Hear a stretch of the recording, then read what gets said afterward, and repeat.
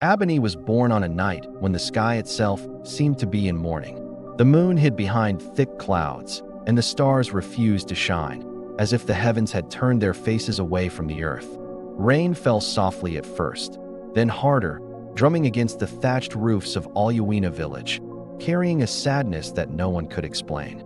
The elders would later say that the world already knew the weight this child would carry before she ever opened her eyes. Inside a small clay hut, her mother Mornike cried out in pain and prayer. Her hands clutched the mat beneath her as sweat and tears mixed on her face. When Abeni finally emerged into the world, she did not cry immediately. She only stared, wide-eyed and silent, as though she had already seen too much. It was Mornike's trembling sobs that broke the silence, not the baby's voice. When Abeni finally cried, her wail was soft but deep, cutting through the night like a wounded song. The old midwife, Ayesad, froze for a moment, her weathered eyes filling with fear.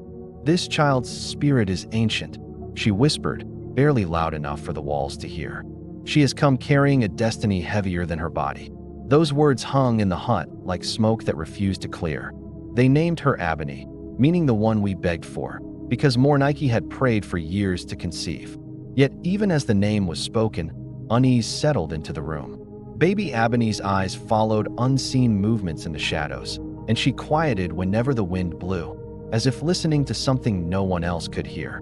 Adekunal, her father, felt both pride and fear as he held her for the first time. His heart told him this child would change their lives forever, though not in the way he hoped. As dawn broke, the rain stopped, but the sky remained dull and colorless. Birds did not sing that morning, and the forest beyond the village stood unnaturally still. Abeni slept peacefully at last, unaware that the spirits had already marked her path. Far away, deep within the evil forest of Igbita, an ancient tree trembled and let out a quiet, unseen sob. And though no one noticed it then, fate had already begun to weave its painful, beautiful story. Beyond the sun-baked fields of Awaken, the forest loomed like a dark secret. Its trees twisted toward the sky, their branches reaching as if to pull the clouds down, and the wind that passed through them sounded like whispered warnings.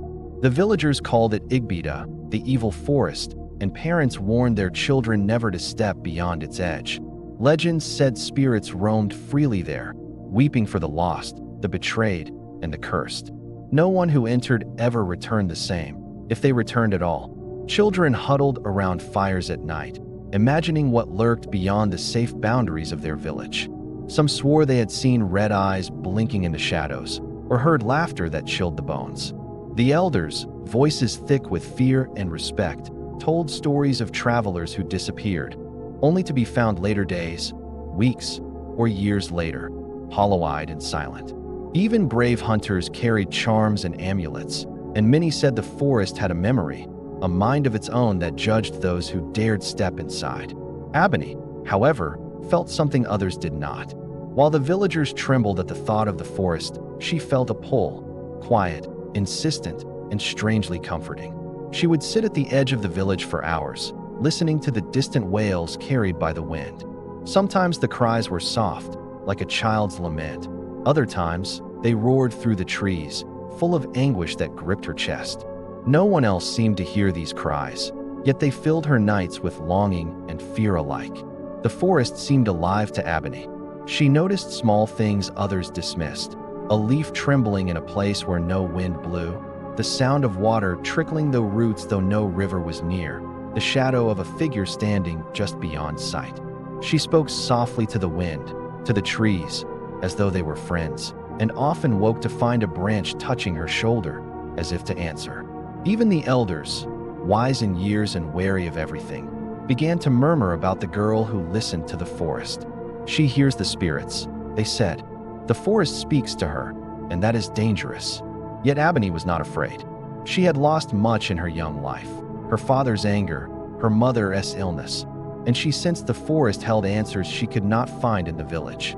It called to her, not with the maliciousness the villagers feared, but with sorrow and longing that mirrored her own heart. That night, when the wind blew cold and the village slept, Abeni lay on her mat staring at the dark silhouette of Igbita. She knew, without understanding how, that the forest was not just a place of fear, it was a place of fate, and it was calling her name. By the time Abeni reached 15, life had already begun to weigh heavily on her small shoulders. Her mother, Mornike, once vibrant and warm, had grown frail, her laughter replaced by coughs and sighs that echoed through the clay walls of their hut. Abeni spent hours at her side, holding her mother's hand, as if her own touch could stop the slow retreat of life. Mornike would smile weakly, whispering blessings over her daughter's hair, but the sparkle in her eyes had dimmed, leaving only shadow and memory. The day her mother died, the world seemed to crack open. Rain fell once more, sudden and violent, pounding the earth as though the heavens themselves wept with Abeni. She could not speak. Words left her mouth, abandoned by grief. She only knelt beside her mother, feeling the empty hollowness of a life once filled with warmth. Every heartbeat echoed the absence. Every breath felt borrowed from a world that had turned cruelly silent. Her father, Awaken, tried to comfort her, but his grief hardened him like clay left out in the sun. He did not cry, he did not speak. Instead, he retreated into silence, leaving Abeni alone with the storm inside her. The village offered their condolences, their hands and voices heavy with pity, but none could pierce the veil of sorrow that wrapped the girl like a second skin. At night, she would wander to the edge of the village, staring at the shadows where the forest began, feeling a strange kinship with the darkness that whispered promises only she could hear. It was during these nights that Abeni began to hear the forest more clearly than ever before. The cries that once drifted faintly on the wind now roared, sometimes gentle, sometimes violent, as though the trees themselves were mourning alongside her. She would press her palm to the rough bark of the nearest tree and speak in whispers, pouring out all the pain her young heart carried. The tree seemed to sigh, its branches swaying even when the air was still, and a strange warmth would settle over her. It was as if the forest was telling her she was not alone, even in a world that had abandoned her. Abeni began to understand, in a quiet, aching way, that her connection to the forest was not mere curiosity, it was survival. The villagers feared Igbida, but to Abeni, it was sanctuary, a place where sorrow was not shunned but acknowledged. She would lie beneath the towering, twisted trees for hours, listening to the wind's laments, feeling her tears merge with the earth beneath her. The cries of the forest matched her own heartbeats, and she realized that in grief, there was a strange kind of communion.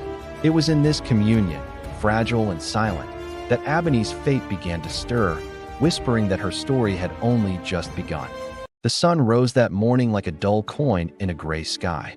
Abeni awoke with the familiar ache in her chest, the empty space where her mother's warmth had once been. She rose silently, stepping over the dust-streaked mat, and went to the fields to help her father, Awaken, though she knew he would barely notice her presence. His eyes were distant, clouded with grief he refused to name, and his hands, once steady and strong, trembled as he bent to the soil. It was mid-morning when he collapsed. Abeni ran toward him, her heart hammering, calling his name until her voice cracked. The villagers gathered quickly, but their help felt hollow, weighed down by the helplessness in their own eyes. The healers examined him, their fingers trembling on his pulse, their chants blending with the soft cries of the wind. But fate, relentless and cold, had already decided. Awaken's body gave up, leaving Abeni truly alone for the first time in her life. Her father's death was a quiet catastrophe. The villagers whispered behind her back, some offering pity, others suspicion, for a child this young now carried no one to protect her. Abeni wandered the village in a daze, her mind a storm of grief and anger. At night, the wind grew louder, carrying the forest's cries like a lament meant just for her. Each step she took toward her hut was heavy, as though the earth itself tried to hold her back, yet something deeper pushed her forward. That night, she did not sleep. She wrapped herself in her mother's old shawl, now smelling faintly of smoke and lost days, and walked to the edge of the village. The cries from the evil forest of Igbida were louder than ever, rising like a chorus of unseen spirits. Abeni felt her chest tighten, a strange pull in her soul, as though the forest was calling her by name. She pressed her hand against the cool night air, listening, and knew she could not remain in the village any longer. By dawn, her decision was made. She packed what little she had into a small woven bag and stepped silently past the homes that had watched her grow. The villagers stirred as she left, calling her name in confusion and fear, but she did not look back. Her feet carried her toward the forest, every step heavier than the last, yet somehow lighter, as if the sorrow that had weighed her down was dissolving into the path itself. When she finally crossed the threshold into Igbita, the air changed around her. It was thick, heavy, alive, and the cries of the forest enveloped her completely. The trees were taller than she had imagined, their twisted branches scratching at the sky like desperate hands. Shadows moved in ways that defied logic, and the ground seemed to whisper beneath her feet. Abeni's heart raced, not with fear, but with a strange, bittersweet anticipation. She realized then that she had stepped not just into the forest, but into her destiny, a fate she could not escape even if she wanted to. And then she heard it, clear and heartbreaking, a sob unlike any she had ever known. It was not the wind, not an animal, but the pure, raw sound of something alive, something broken. It resonated deep within her chest, striking a chord that had always been silent, and Abeni knew, in that instant, that her life would never be the same again. The forest had claimed her, and in return, it offered a path she could not yet see, a path lined with sorrow, mystery, and unimaginable change. The deeper Abeni walked into Igbita, the heavier the air became. It was not just thick with humidity, but charged with a weight she could feel pressing against her chest, as though the forest itself was alive and watching her every step. Shadows twisted unnaturally around the gnarled roots, and leaves whispered secrets she could almost understand, though the words remained beyond her reach. Every step she took felt like crossing a line between the world she had known and a place where reality itself was fragile, bending to the forest's sorrowful will. Abeni's heart beat faster, not with fear, but with the strange thrill of inevitability. The cry she had heard from the village's edge now filled her ears, closer and sharper, echoing as if every tree, every stone, every stream was participating in a chorus of grief. She stopped at a clearing, feeling the wind shift around her, carrying with it the faint scent of wet earth, moss, and something indefinably ancient. A solitary bird, black as midnight, watched her from a twisted branch, its eyes intelligent, almost human. It tilted its head as though questioning her presence, and for a moment, Abeni felt the forest itself assessing her. Then she saw it, a tree unlike any she had ever encountered. Its trunk was enormous, scarred with deep grooves like the wrinkles of 1,000 years, and its bark was dark, almost black, yet shimmered faintly with an ethereal glow. Most astonishing of all was the sound, a soft, continuous sob, vibrating from its trunk, reverberating through the clearing, through the ground, through her very bones. Tears sprung to Abeni's eyes before she even understood why. It was as though the tree's sorrow matched her own, as though it had been waiting, silently, for someone to hear it. She stepped closer, drawn by a force she could neither resist nor explain. Her hand hovered over the bark, trembling as it neared the surface, and she felt warmth beneath her palm, pulsing like a heartbeat. The sobs grew louder, more insistent, and Abeni realized she could feel them, deep in her chest, mingling with her own grief. She pressed her hand fully against the tree, and an overwhelming flood of emotions surged through her: loss, loneliness, longing, and a strange glimmer of hope she did not recognize. It was as if the forest, in all its darkness and terror, was offering her a kind of sanctuary no human could provide. Time lost meaning as she stood there, rooted to the earth by grief and awe. Shadows danced in ways she could not name, and the wind shifted to carry whispers she almost understood. Child of sorrow, child of fate, you have come, the forest seemed to say, and Abeni shivered, feeling the weight of destiny settle upon her shoulders. The crying tree's sobs intensified, and she knew with sudden clarity that her life would be forever intertwined with the spirit of Igbita. Something ancient, powerful, and profoundly sad had chosen her, not as an intruder, but as a companion, a witness, and perhaps a savior. Abeni sank to her knees at the base of the tree, clutching its roots as though they were the only thing keeping her tethered to reality.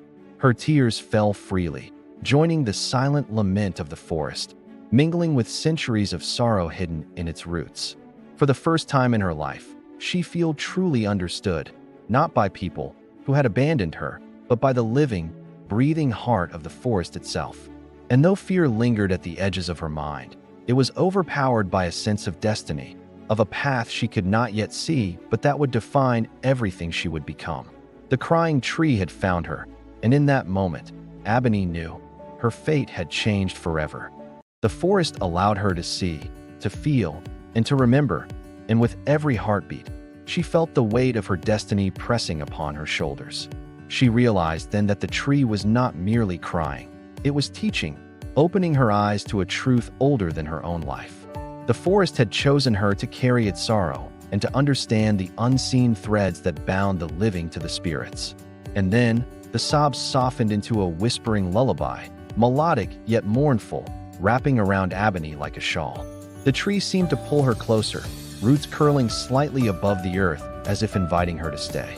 "I will guide you," the voice murmured, "but your journey will be filled with darkness and pain. You will face fear beyond imagination, and yet, only through courage and understanding can the sorrow be transformed into strength." Abeni closed her eyes, letting the tears flow freely, feeling the pulse of the forest sync with her own heartbeat.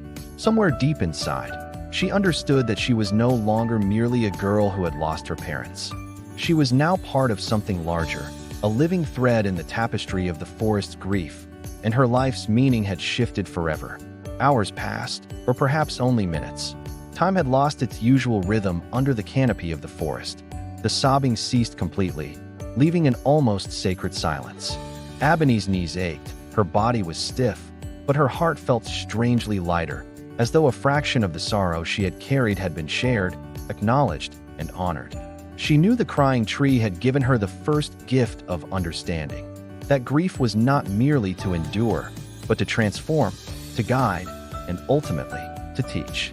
With a trembling hand, she touched the tree one last time for the night, whispering a vow to honor its secret, and the forest seemed to hum around her, alive with a quiet promise that her path had only just begun.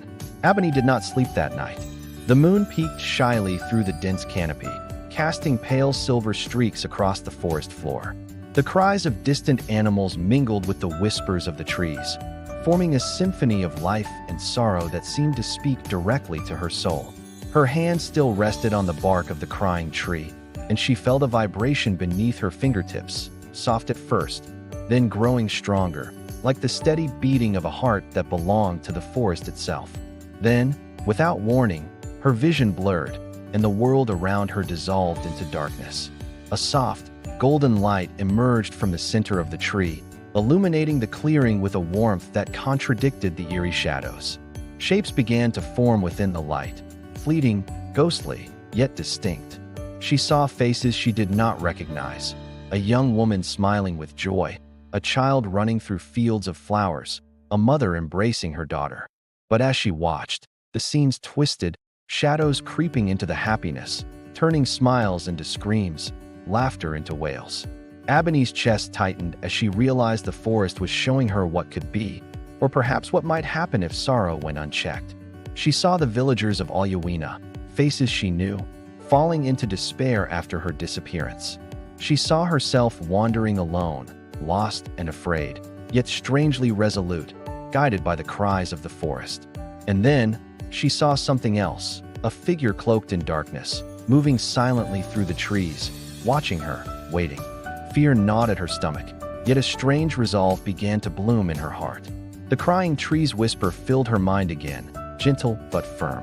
"You will face shadows, child. You will face fear and betrayal. But the sorrow you carry, the understanding you gain, will give you strength beyond measure." The forest chooses not only to guide you, but to test you. Abeni swallowed hard, tears running down her cheeks. The tears were not only for her own grief now, but for all the sorrow she had glimpsed in the visions. The suffering of the world pressed upon her, heavy and undeniable. She fell to her knees, the forest around her alive with subtle movements, leaves trembling, roots shifting, as if breathing. I will do whatever it takes," she whispered, voice breaking, but filled with determination.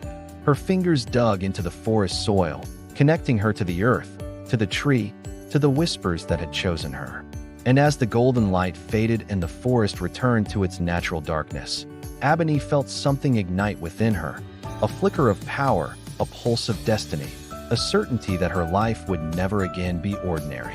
The forest had given her the first glimpse of the path ahead, a path lined with sorrow, challenge, and unimaginable transformation, and she knew she could not turn back, even if she wanted to. Hours passed, though time felt fluid and uncertain. The cries of the forest softened, settling into a low hum that matched the rhythm of her own heartbeat. Abeni rose slowly, wiping tears from her cheeks, her mind racing with the visions, her soul heavy but ready. She had seen the first trial, and though the weight of what was to come pressed on her, she felt the first true spark of courage. She knew the forest would not stop guiding her, nor the crying tree stop whispering its secrets. Her journey had begun, and nothing in the world, no fear, no sorrow, no shadow, could make her turn away from it. Morning broke through the dense canopy with a fragile light, dusting the forest floor in gold and shadow. Abeni awoke beneath the crying tree, the soft hum of its sorrow still lingering in her chest. Her body ached from the night spent kneeling and listening, but her spirit felt alive in a way it never had before. She had glimpsed her destiny, and the forest seemed to pulse around her, alive with expectation. It was then that she noticed the path, narrow, twisting, lined with roots that seemed to twist toward her as if inviting, or warning, her forward. Her first steps were cautious, yet deliberate. The cries of the forest had changed. They were no longer distant lamentations, but quiet murmurs guiding her. Branches parted in her path, leaves brushing her arms gently, as if the forest itself acknowledged her courage. Birds that were once hidden among the shadows flitted overhead, singing notes that mingled sorrow with hope. Abeni felt the weight of the forest pressing on her, not as a threat, but as a challenge, a test she did not yet understand. Suddenly, the ground beneath her shivered, roots shifting to block her path. A figure appeared, small and hunched, cloaked in shadow, eyes glowing faintly red. It emitted a low, mournful wail that pierced her ears and resonated deep within her chest. Abeni froze, heart pounding, recognizing in it the very sorrow she had felt in the tree's visions. It was the forest's first trial, a spirit of grief, a reflection of her own fear and loneliness, and now it confronted her directly. Abeni took a trembling step forward, then another, letting the sobs of the spirit wash over her. Her instincts screamed to run, but a voice in her heart, echoing the crying tree, urged her to stay. "I am not afraid of you," she whispered, hands trembling but steady. The spirit raised its head, eyes glowing brighter, revealing glimpses of faces. Children she had never met, mothers who had mourned endlessly, travelers who had disappeared into the forest. It was not a monster, but sorrow made tangible, waiting to test whether she could face grief without losing herself. Tears streamed down Abeni's cheeks, but she stood firm. She reached out slowly, placing her hand over the spirit's ethereal head. "I understand your pain," she said, voice breaking, "because I have felt it too. I have lost, I have cried, and I have walked alone. But I will not let the sorrow consume me, and I will not let it consume you." The spirit's wails shifted, softening, until it no longer shrieked but hummed, a deep vibration that resonated through the earth. Roots that blocked the path curled back gently, creating a passage forward. Abeni realized that the trial had been more than fear. It had been a test of empathy, courage, and understanding. She had faced the forest's grief not with weapons or anger, but with compassion, allowing her own sorrow to connect her to the spirits around her. The sunlight streaming through the canopy felt warmer now, the forest lighter, yet still alive with mystery and unseen eyes. She continued along the path, chest heavy with both relief and awe, understanding for the first time that the forest would demand much from her, grief, courage, and heart, but would also give guidance, strength, and knowledge beyond imagination. By the time she reached the next clearing, Abeni's spirit had changed. No longer was she merely a girl who had lost her parents. She was a part of the forest now, a living witness to its sorrow and keeper of its secrets. The first trial had passed, but she knew the forest had many more waiting, each one harder, each one more heart-wrenching. And yet, as the sunlight kissed her tear-streaked face, she felt a small spark of hope. For the first time in her life, Abeni understood that grief could be more than pain. It could be power, it could be guidance, and it could change a destiny that had once seemed so cruelly fixed. Abeni walked cautiously along the winding path deeper into Igbita, her senses heightened by the lingering energy of the first trial. The sunlight flickered through the dense canopy, scattering shadows that danced like fleeting memories across the moss-covered ground. Every leaf, every root, every rustle of the wind seemed purposeful, as if the forest itself were alive and watching her with quiet judgment. Though her heart was still heavy from grief, a spark of courage pulsed through her chest, the first ember of the strength the crying tree had promised. She paused at a shallow clearing, where the light fell golden and soft, revealing a small pool of water. Its surface was unnaturally still, reflecting the twisted branches above like broken glass. And there, perched on a rock beside the pool, was a figure unlike any human she had ever seen. Its form was slender and fluid, made of shifting shadows and shimmering light, with eyes like molten amber that seemed to see directly into her soul. Abeni instinctively took a step back, yet something in its gaze told her it meant no harm, only understanding. The figure spoke, not with words, but with a voice that resonated in her mind. "Child of sorrow, child of the crying tree, I have waited for you." Abeni's knees weakened. She realized the forest was no longer merely testing her. It was sending a guide, a companion who would walk beside her through the dangers and lessons ahead. Who are you?" she whispered aloud, though her voice barely carried across the clearing. "I am Iamide, spirit of the forest," it replied, the light around its form rippling like water. "I am born of the grief that seeps through every root, every leaf, every stone. The forest chose you because your heart is open to sorrow, not just your own, but that of others. You will see what most cannot see, feel what most cannot bear, and understand the secrets the living world refuses to notice." Abeni swallowed hard, overwhelmed by the presence of something so ancient, so vast, yet intimately connected to her own fragile humanity. Tears ran down her cheeks as she knelt, unsure whether to bow in reverence or to reach out in trembling hope. Iamide extended a hand, translucent and warm like sunlight filtering through water. Abeni hesitated for a heartbeat, then placed her palm against the spirit's. A jolt ran through her entire body, a mixture of fear, wonder, and an unexpected comfort, as though the forest itself was threading its energy into her veins. Images flashed in her mind: lost travelers, crying children, hidden rivers, storms tearing through villages. And yet, in every vision, the forest remained, patient, sorrowful, enduring. It was teaching her to see grief not as weakness, but as a bridge, a connection between the past, the present, and the path she was destined to walk. "You have passed your first trial," Iamide said softly. "Compassion has guided you, courage has carried you, and sorrow has strengthened you. But your journey has only begun. There will be shadows deeper than your fear, trials sharper than grief, and choices heavier than your heart. Yet you are not alone. The crying tree has chosen you, and I will guide you, though every lesson will test the limits of what you think you know about yourself." Abeni nodded, swallowing a lump of emotion that made her throat ache. She had felt alone for so long, abandoned by her parents, overlooked by her village, burdened with grief that seemed impossible to bear.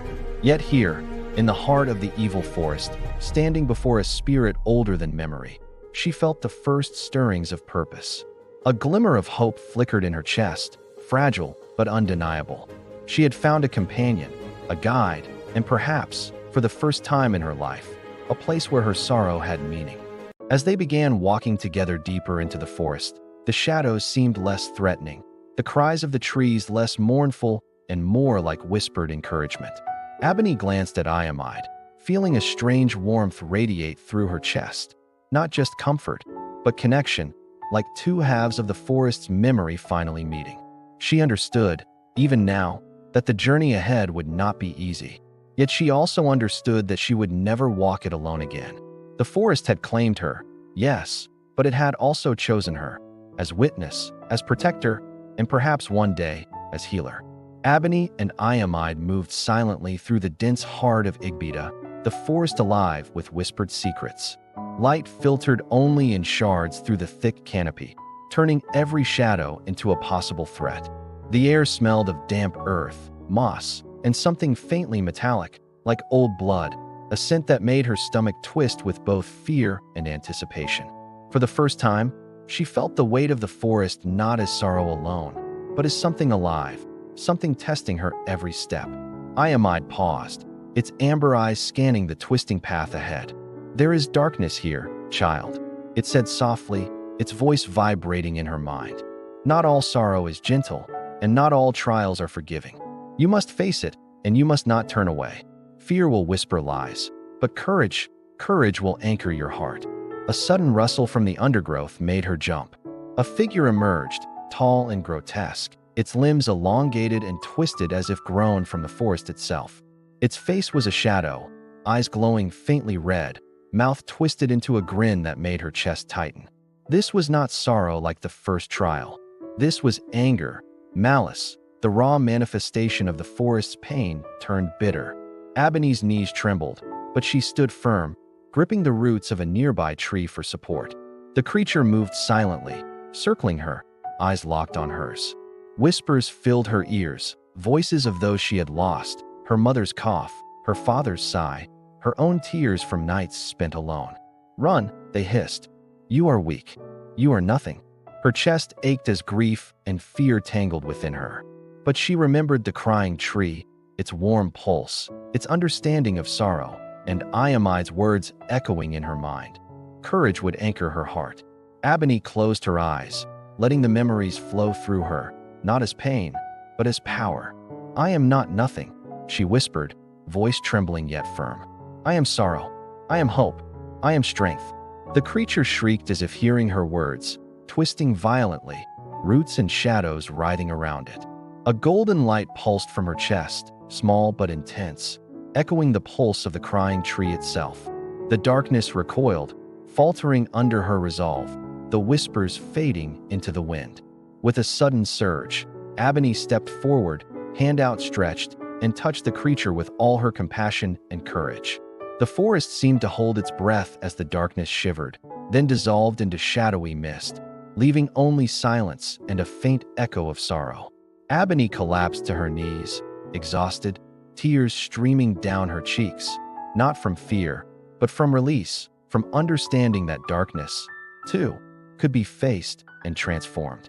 Iamide knelt beside her, hand warm and steady, a silent acknowledgement of her bravery. For the first time, Abeni felt the true power of her connection to the crying tree and the forest. She understood that grief could not only be shared but wielded, to heal, to protect, and to face the horrors lurking in the shadows. Though fear still lingered, she now carried courage woven from sorrow, a strength deeper than any ordinary human could understand.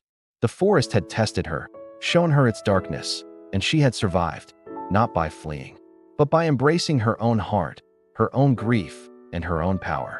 As the sunlight began to pierce the dense canopy, scattering gold across the forest floor, Abeni rose slowly, shaking, weary, but alive. She glanced at Iamide, understanding that this was only the beginning, a path of trials, revelations, and transformations stretching far beyond the edges of what she could imagine. Her journey was no longer about escaping sorrow. It was about walking through it, understanding it, and letting it guide her to something greater. The crying tree had chosen well, and Abeni knew, deep in her soul, that the forest had much more to teach her. Abeni and Iamide returned to the clearing where the crying tree stood, its massive trunk looming like a silent sentinel over the forest floor. The light filtered through the canopy in gentle golden rays, glinting on the droplets of dew clinging to moss and leaves. Even after her first encounter with the darkness, Abeni felt a tremor of awe at the tree's presence. The weight of its sorrow, the depth of its history, and the quiet power vibrating beneath its bark. It was no longer merely a tree. It was a living heart of the forest, older than memory, wiser than the village elders, and intimately connected to her own spirit. The tree's sobs were soft now, almost gentle, like a lullaby of sadness and comfort intertwined. Abeni approached slowly, hand outstretched, feeling warmth radiating from the bark.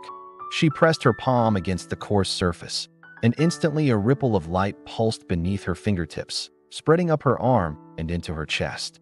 The light was not harsh or blinding, but deep, golden, and alive, as if the forest itself had infused its memories and power into her veins. Her heartbeat synced with the rhythm of the tree, steady and ancient, carrying a weight that was both heavy and strangely liberating. A voice whispered in her mind, deep and resonant, vibrating in perfect harmony with the tree's pulse. "Child of sorrow, you have seen darkness, and you have faced it without turning away.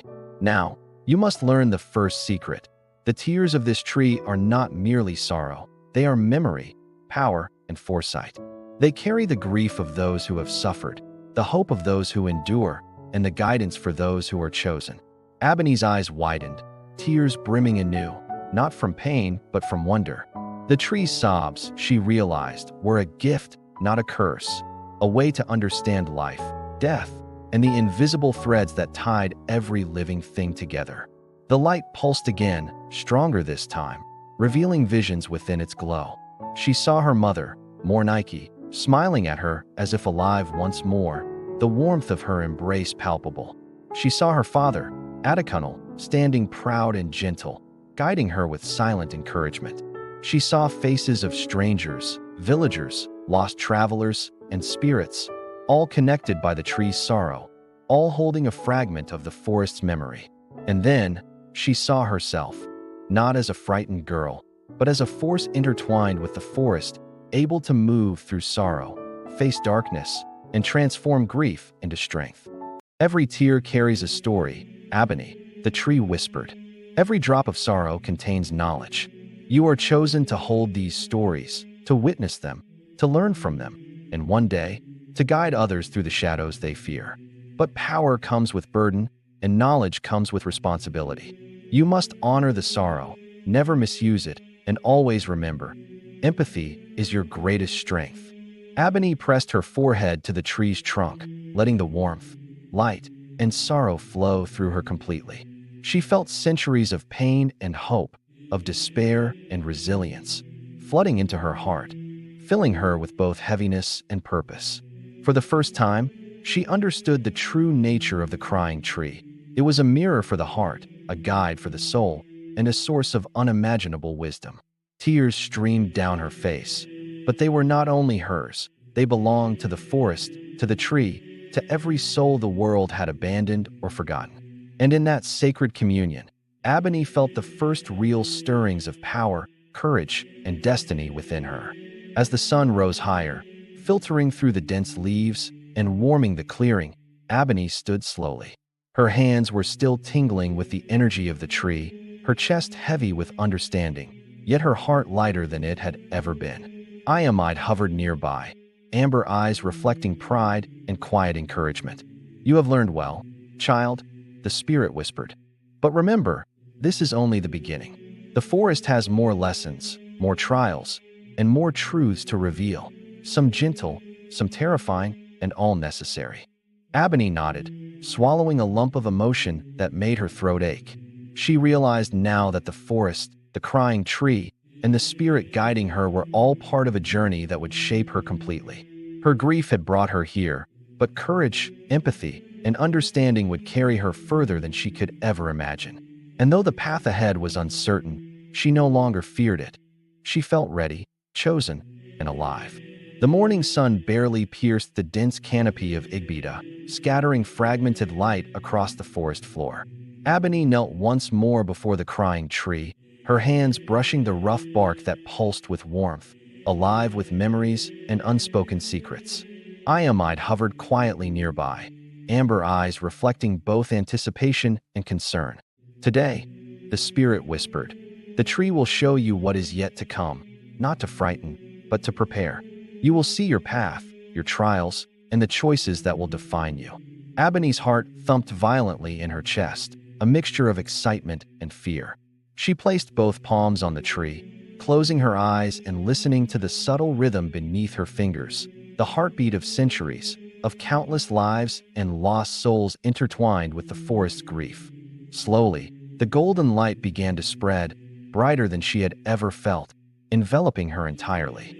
Shadows melted into radiant streams, and the air shimmered as though time itself had grown fluid, ready to reveal its hidden currents. Then the visions began. At first, they were fleeting, glimpses of herself standing in moonlit clearings, facing creatures both terrifying and sorrowful, her hands glowing with light that mirrored the pulse of the crying tree. She saw herself comforting spirits, guiding lost children through storms, and confronting darkness that sought to overwhelm the forest and its people.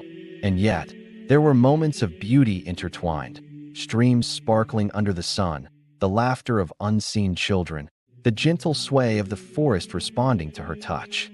Every vision carried emotion, pain, hope, and choice, all blending together like threads in a tapestry far larger than her understanding. Abeni's tears fell freely, cascading onto the mossy ground as she realized the weight of what she had glimpsed. She had seen her own courage and her own failure, the moments where sorrow would threaten to drown her, and the moments where empathy and understanding would lift her beyond despair. Her chest ached with both grief and anticipation, for the forest showed not only what could happen, but what would happen if she faltered. Lives she could not save, spirits she could not reach, sorrow she could not transform. Yet with each painful glimpse, she also felt strength growing within her, a quiet, unwavering conviction that she could rise to meet the destiny the crying tree had set before her. Iamide's voice broke the silence, gentle but firm. You have seen the path, Abeni. You have seen both the darkness and the light. But the future is not fixed. It responds to your courage, your compassion, and your choices. Each step you take shapes what is to come. Do not fear what you have seen, but remember it, let it guide you, and let it teach you how to walk through sorrow without being consumed. Abeni nodded, feeling the golden light fade slowly, leaving her chest warm and her mind buzzing with clarity and determination. She rose to her feet, brushing the damp leaves from her hands, and looked around the forest with new eyes. Every shadow now held meaning, every rustle of leaves a whisper of guidance. She understood that her journey was just beginning, that the forest, the crying tree, and the spirit guiding her had set her on a path of unimaginable challenge, transformation, and power. But for the first time in her life, Abeni did not feel fear. She felt purpose, and with purpose came hope, a fragile, shimmering hope that could light even the darkest corners of the forest and perhaps of the world itself. The forest had grown quiet that afternoon, almost eerily so, as Abeni and Iamide moved along the winding path lined with twisted roots and moss-covered stones. Even the birds seemed to hold their breath. The usual chorus of Igbita silenced, as if the forest itself had sensed the presence of something unusual. Abeni's heart beat in steady rhythm with the crying tree she had left behind, and her hands tingled with the residual warmth of its power. She had felt prepared, strong in a way she had never been before, but the forest had a habit of reminding her that courage alone was never enough. Suddenly, a soft cry reached her ears, faint but unmistakable. It was human, a voice small, trembling, desperate.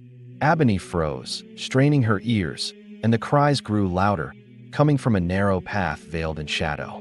Without hesitation, she moved toward it, Iamide gliding silently beside her. The forest seemed to lean in, branches bending as if guiding her steps, leaves brushing her arms like gentle hands urging her onward. In the clearing ahead, she saw him, a young boy, no older than 12, crouched against a fallen tree and shaking with fear. His clothes were torn, his face streaked with dirt and tears, and his eyes wide with a mixture of terror and disbelief. He flinched as she approached, but Abeni knelt before him gently, hands open in peace. "I won't hurt you," she said softly. "You're safe now. The forest brought me to you." The boy's voice trembled as he spoke. They took my family," he whispered. "The darkness, it's chasing me. I ran, but I don't know where to go. Please help me." Abeni's chest tightened with empathy, and tears sprang to her eyes. She had seen so much sorrow in the visions of the crying tree, and now, here was grief in its rawest, human form, tangible, immediate, and desperate for comfort. She extended her hand, the warmth from the tree still flowing through her, and placed it gently on his shoulder. "You are not alone," she said firmly. "You are not nothing. The forest has seen your pain, and it has brought you to me. I will help you." The boy hesitated, then slowly reached for her hand, trembling but trusting. Iamide hovered nearby, eyes softening as if acknowledging that Abeni had passed another subtle test. The first true test of human empathy, courage, and compassion in the forest trials. For the first time, Abeni felt the weight of responsibility in a tangible way. She could no longer wander for herself alone. Another life was in her hands, and with it, the potential to either protect or fail. Her heart ached at the boy's suffering, but it was a different kind of ache, one that inspired determination rather than despair. She whispered softly, "We will find safety. The darkness will not claim you, not while I am here." And as they moved deeper into the forest together, the cries of the boy blending with the subtle hum of the trees, Abeni understood a truth she had not yet fully grasped. The forest did not just teach survival. It taught connection. It taught that sorrow could be transformed into courage, grief into empathy, and despair into hope. And as the shadows shifted around them, revealing hidden paths and secret clearings, Abeni realized that her journey had grown far larger than herself. It was now entwined with the lives of others, with the very souls the forest had been silently mourning for centuries. The deeper Abeni and the boy ventured into Igbita, the heavier the air grew. Shadows stretched unnaturally across the forest floor, twisting with each step as if alive, breathing, waiting. Even Iamide's usually steady presence trembled slightly, a flicker of caution in its amber eyes. Abeni's chest tightened with the knowledge that the forest had many lessons yet to teach, some of them far more dangerous than mere darkness or grief. She clutched the boy's small hand gently, feeling the tremors of his fear, and whispered, "Stay close to me. Trust me." They entered a narrow corridor of twisted roots and overhanging branches, where the sunlight barely reached the ground. The forest felt suffocating, oppressive, and an uneasy silence blanketed the air. Suddenly, a floorboard of moss and leaves gave way beneath them. Not just an ordinary stumble, but a trap. The earth beneath the boy's feet shifted violently, revealing a deep pit lined with sharp roots, jagged stones, and shadows that seemed to writhe like living snakes. The boy cried out, teetering at the edge, frozen with terror, and Abeni's heart leapt into her throat. "Hold on," she shouted, lunging forward, her hand gripping his arm. But the pit seemed alive, pulling downward with a subtle, relentless force. Roots wrapped around the edges as if trying to claim them both, while shadows twisted upward, reaching like long fingers to drag them into darkness. Abeni's mind raced, but fear threatened to paralyze her. She remembered the crying tree, the lessons of Iamide, the pulse of courage that had grown within her chest, and she realized that only calm, clarity, and compassion could save them now. Closing her eyes for a heartbeat, she let the warmth of the tree flow through her, connecting her to the boy and to the forest itself. She whispered softly, "You are not alone. Trust me, we will not fall." Golden light pulsed from her palms as she pressed her hand to the boy's shoulder, radiating a force she had only begun to understand. The shadows hissed and recoiled, the roots trembled, and slowly, impossibly, the pit seemed to loosen its grip. With a deep breath and a surge of strength, Abeni pulled the boy back, his small body trembling against her own. They landed safely on the mossy floor, hearts pounding, eyes wide, sweat mixing with tears on both their faces. Iamide hovered near, its eyes glowing with quiet approval. "You have passed another test, Abeni," it said softly. "The forest will always challenge you, not to break you, but to show you the depth of your courage and the reach of your compassion. Every life you save strengthens the bond between sorrow and hope. Every fear you face without running teaches you to move beyond what most believe is possible." Abeni knelt beside the boy, brushing dirt from his face, her own hands shaking from exertion and adrenaline. "I'm here," she whispered, voice low but steady. "You're safe. I will protect you. The forest cannot harm you while we are together." The boy clung to her hand, still trembling, but a flicker of trust had begun to grow in his wide eyes. For Abeni, the lesson was clear. Courage alone was not enough. Compassion, empathy, and the willingness to act in the face of fear were what truly defined her path. As they continued down the twisted path, leaving the deadly pit behind, the forest seemed to breathe around them. The shadows softened, the rustling leaves hummed with life, and even the distant cries of sorrow seemed less threatening, more like guidance. Abeni realized, with both awe and humility, that the forest's trials were endless, each one designed to push her limits, reveal her heart, and prepare her for the unimaginable challenges ahead. But in that moment, as the boy clutched her hand and Iamide glided silently by her side, she felt something she had not felt since losing her parents. Power, hope, and the quiet certainty that even in the heart of sorrow and danger, she could endure and perhaps even transform the darkness into something beautiful. As the forest path wound deeper, the trees began to thin slightly, allowing shards of sunlight to pierce the dense canopy. Abeni's heart raced with anticipation. She could feel something extraordinary waiting ahead. Iamide floated beside her, its amber eyes glowing brighter, the warmth from its presence mingling with the residual energy of the crying tree that still pulsed through her veins. The air grew fragrant with wildflowers she had never seen, and the faint hum of life vibrated beneath her feet as if the forest itself was guiding her towards something sacred. They stepped into a hidden glade, a clearing encircled by ancient trees whose branches curved high, forming a natural cathedral. The sunlight pooled in the center, illuminating dozens of shimmering, translucent figures, spirits of children, mothers, and travelers long gone, dancing and moving gracefully among the flowers and streams. The sight took Abeni's breath away. The forest sorrow was no longer merely a weight. Here, it was beauty, memory, and life intertwined.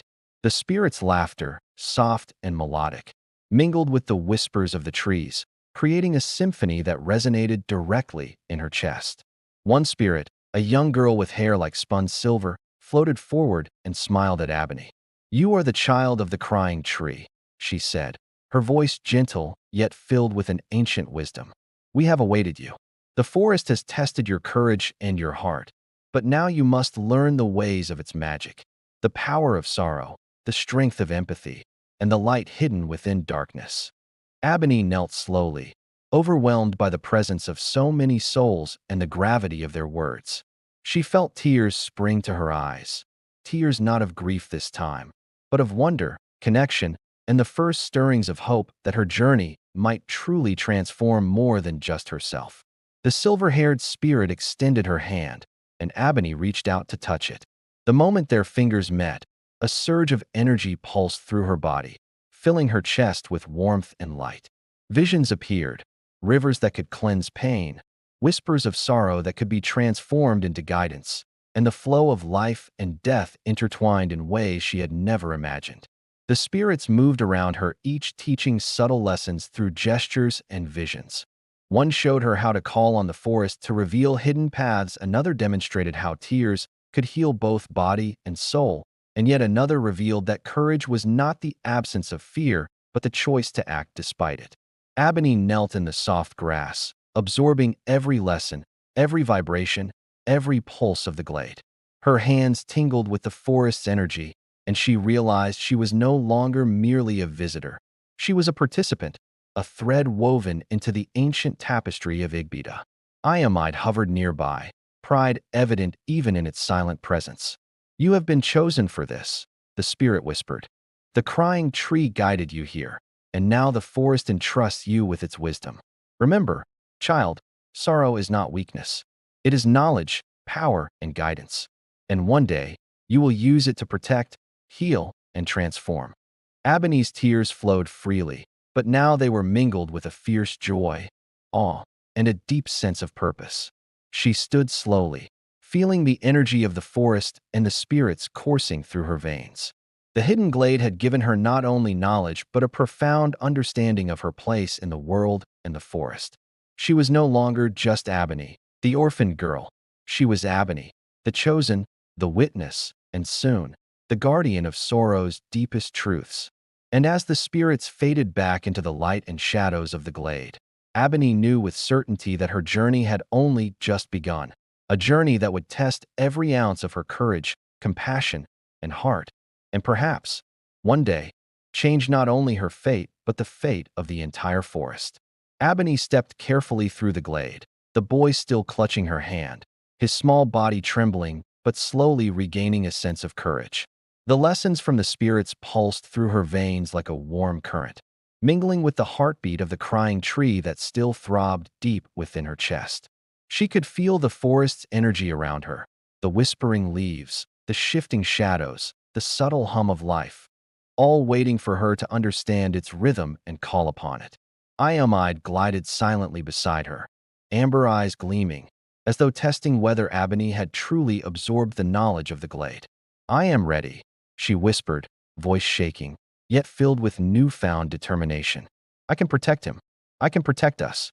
The path ahead narrowed as the canopy thickened, and Abeni felt the first tingling sensation of the forest's magic responding to her presence. She raised her hand instinctively, and the roots beneath their feet shifted slightly, forming a protective path that guided them past brambles and jagged rocks. The boy stared in awe, his fear momentarily replaced by wonder. Abeni realized that the forest's energy was not just a lesson to be learned. It was a gift to wield, a bond that allowed her to act where human strength alone would fail. Every breath she took pulsed with power, every heartbeat syncing with the ancient rhythm of Igbita. Suddenly, the shadows ahead thickened unnaturally, twisting into shapes far darker and more menacing than the trials she had faced before. A dark figure emerged, taller and broader than any human, its eyes burning crimson and limbs jagged like shattered wood. The air grew cold and heavy, and a low, guttural growl resonated through the forest floor. The boy whimpered and instinctively hid behind her, clutching at her waist. Abeni's chest tightened with fear, yet she remembered the lessons from the crying tree and the spirits. Courage was not the absence of fear, but action despite it. She closed her eyes and let the energy of the forest flow through her completely, connecting her to the crying tree, to the hidden glade, and to every whisper of sorrow she had absorbed. Golden light radiated from her palms, forming a protective aura around herself and the boy. The dark figure lunged, but the energy of Igbita met it, roots twisting and light pulsating to hold the shadow at bay.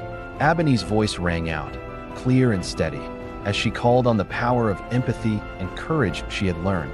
"You do not belong here. Leave the innocent unharmed." The shadow hesitated, hissing and writhing, but the light pulsed stronger with Abeni's determination.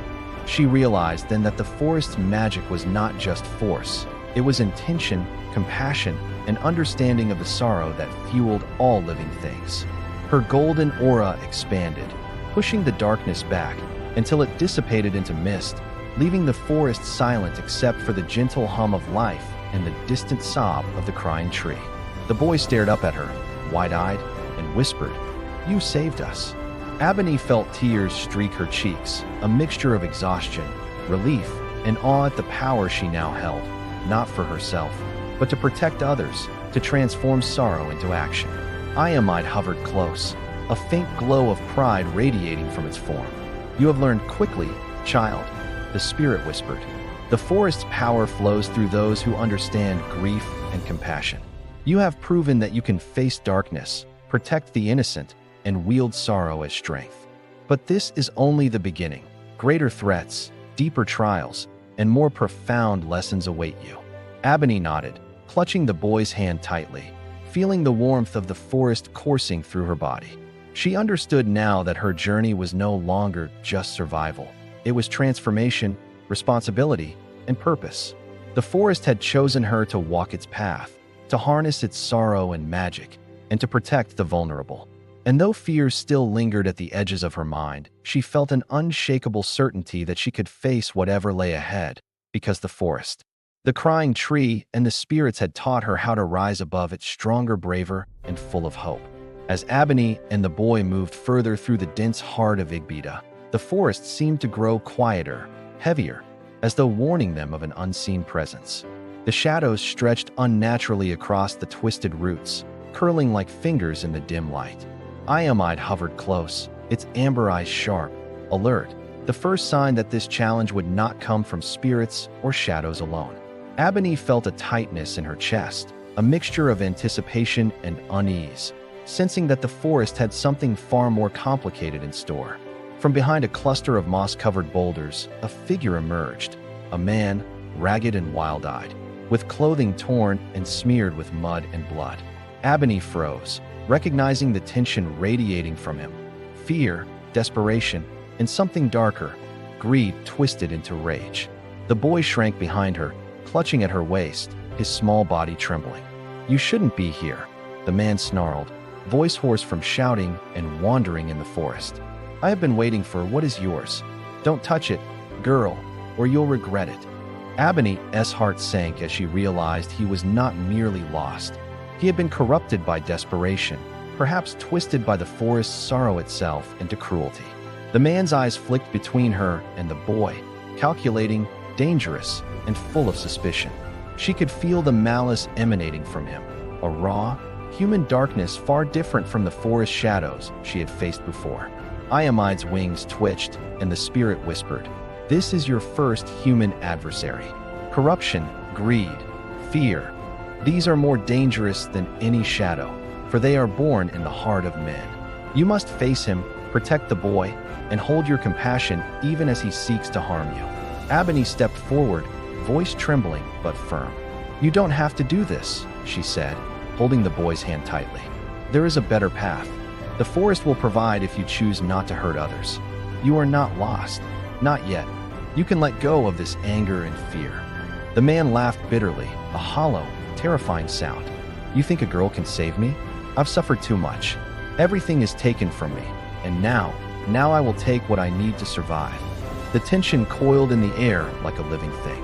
Roots and vines responded to Abeni's pulse, curling gently to form barriers, while golden light began to shimmer around her hands, a reflection of the crying tree's power flowing through her. She knew she could fight him with force, but the forest had taught her that empathy, courage, and understanding could disarm even the darkest hearts, if wielded wisely. Taking a deep breath, she extended her hands, letting her voice carry with both authority and compassion. "Stop. I see your pain. I know your fear. But hurting others will not heal you. Let me help you. Let me guide you back to the path you lost." The man staggered, uncertainty flickering across his face for the first time. Abeni felt the forest's energy pulse stronger, the spirit's lessons echoing within her. Sorrow could be transformed into guidance, fear into courage, and greed into purpose if one chose it. He glared at her, trembling, torn between desperation and the faint spark of reason she had ignited. Finally, with a shuddering breath, he fell to his knees, tears mingling with the dirt and sweat on his face. I don't know how," he whispered, voice breaking. Abeni knelt beside him, placing a steady hand on his shoulder. "You don't need to know yet," she said softly, letting the warmth of the forest flow through her. "Just take the first step. Let go. Trust the forest, trust yourself." For the first time, the corrupted villager, once consumed by greed and fear, allowed himself to feel sorrow and hope simultaneously. Abeni realized the forest had given her a new lesson. True courage was not only facing shadows or spirits, but also confronting the darkness within human hearts and guiding it toward light. Iamide hovered nearby, wings shimmering with approval, and the forest itself seemed to exhale, the oppressive tension dissolving into a gentle hum of leaves and whispered life. Abeni held the boy close, while the man slowly rose, trembling but calmer, a spark of gratitude mingling with his fear. The forest had tested her in a new way, showing her that courage, empathy, and power were not merely tools for survival, but instruments for transformation. And as they continued deeper into Igbita, Abeni knew that the trials ahead would grow more challenging, the shadows darker, and the choices heavier. Yet she also knew she had begun to understand what it truly meant to wield sorrow as strength.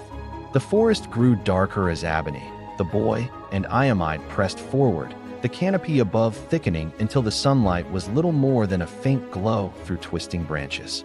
The air felt heavier here, damp and metallic, carrying a subtle whisper of danger that made the hairs on the back of her neck rise. Every footstep pressed against moss-covered roots that seemed to pulse with warning, almost as if the forest itself were speaking in a language she had yet to fully understand. Iamide hovered closer than usual, wings slightly folded, its amber eyes scanning every shadow. "This is the forbidden part of Igbita," it whispered in her mind. "Few are allowed to enter, and those who do often face trials that test more than courage. They test the soul itself." Abeni's pulse quickened, but she did not hesitate. She had learned to trust the forest, to trust the crying tree, and to trust the strength that now surged within her chest.